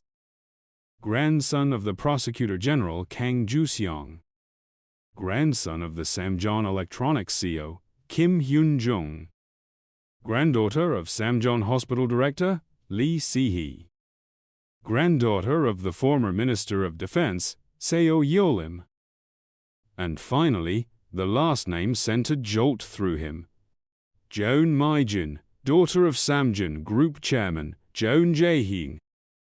"I knew it. She's here." Seongguk thought, a sense of inevitability settling over him. Around this time in my past life, I was busy flying around overseas for early education. It was when John Mijin started attending kindergarten. To meet his past life sister, the chairman's daughter, in this setting was a strange twist of fate. I expected it, but to meet her again like this. "Everyone, let's greet our new friend with a hello," Teacher Lee prompted, trying to encourage a polite welcome. But a sharp voice cut through the air. "Teacher, who even greets people like that these days? So old-fashioned." "Oh?" Teacher Lee stammered, taken aback. "Yeah, don't force greetings." Another child chimed in. "Wow, look at these bratty little punks, raised in fancy homes and spoiled rotten." Seongguk thought, a familiar irritation bubbling up. He decided to take the initiative. "Hi, I'm John Seongguk. Nice to meet you," he announced, forcing a bright, innocent smile. "Thanks, Seongguk." Teacher Lee mumbled, grateful. One of the children, probably the instigator, scoffed. You brats. Well then, your teacher will go get snacks and today's study materials." Teacher Lee said, clearly flustered. "So introduce yourselves to each other." The classroom fell silent, filled only with the expectant gaze of the elite children. Then, one broke the silence. "I know you. You're the kid from TV." "TV?" Seongguk feigned confusion. "Yeah, he's kind of like a child actor." "Child actor?" Another asked, skepticism lacing their tone. "So, what's your family like?" The child from earlier pressed. "My grandpa is the prosecutor general," Kang Juseong announced proudly. "And Hyunjong's grandpa is the CEO of Samjan Electronics," Kim Hyungjung added. The first child then turned to Seongguk, their voice laced with challenge. "What does your grandpa do?" A subtle sound effect punctuated the demand. "Answer us." Oh dear, these tiny little things are already obsessed with family status. Life isn't all about family, you little punks. Seongguk thought, taking a deep breath. He delivered his line with perfect childlike innocence. "I don't have a grandpa." "Huh?" The children were taken aback. "I said I don't have a grandpa. My mom and dad run a restaurant." "A restaurant? Not a food company." One child stammered. "Just like a store on the street?" Another scoffed, followed by sounds of disgust from the group.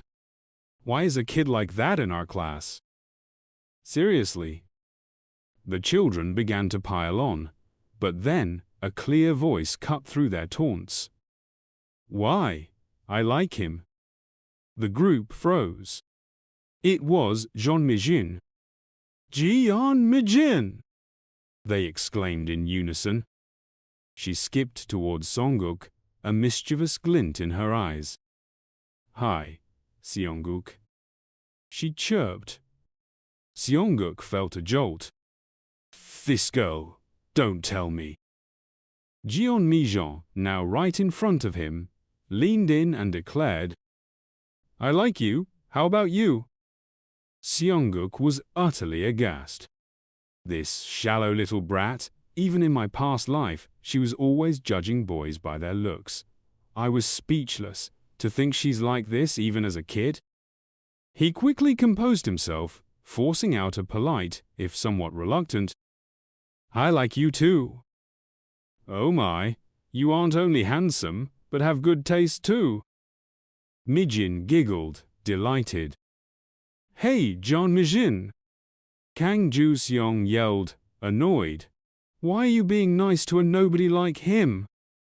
Mi-jin merely rolled her eyes. "Oh, shut up. After seeing half-baked faces like yours all day, it's nice to see someone decent, right?" "Ugh." Ju-seong grimaced. "Right, Si-hee?" Mi-jin turned to Lee Si-hee, the granddaughter of the Samjeon hospital director, who immediately responded with a hesitant, "Oh, huh. I like Seongguk too, Mi-jin, you're right." the granddaughter of Samjeon Hospital's director. Looks like she's totally under Jeon Maijin's control because of her family background. Seongguk observed, a bead of sweat forming on his brow. How am I going to survive in this Jeon Mijin lair? I'll need to use my head. He sniffed, a thinking sound effect accompanying his contemplation. I'll need to use my head. Meanwhile, far from the kindergarten, a camera clicked, capturing an image. Reporting in, it has been confirmed that the child, Jeon Seongguk, has transferred into Samjeon Kindergarten's Class A, the same class as young Miss Mijin. It seems Secretary Yang handled the admission process personally. A figure on the other end received the report. Jeon Seongguk. The voice mused. Contact the chairman. Tell him his wife wants to have a little chat after a long time.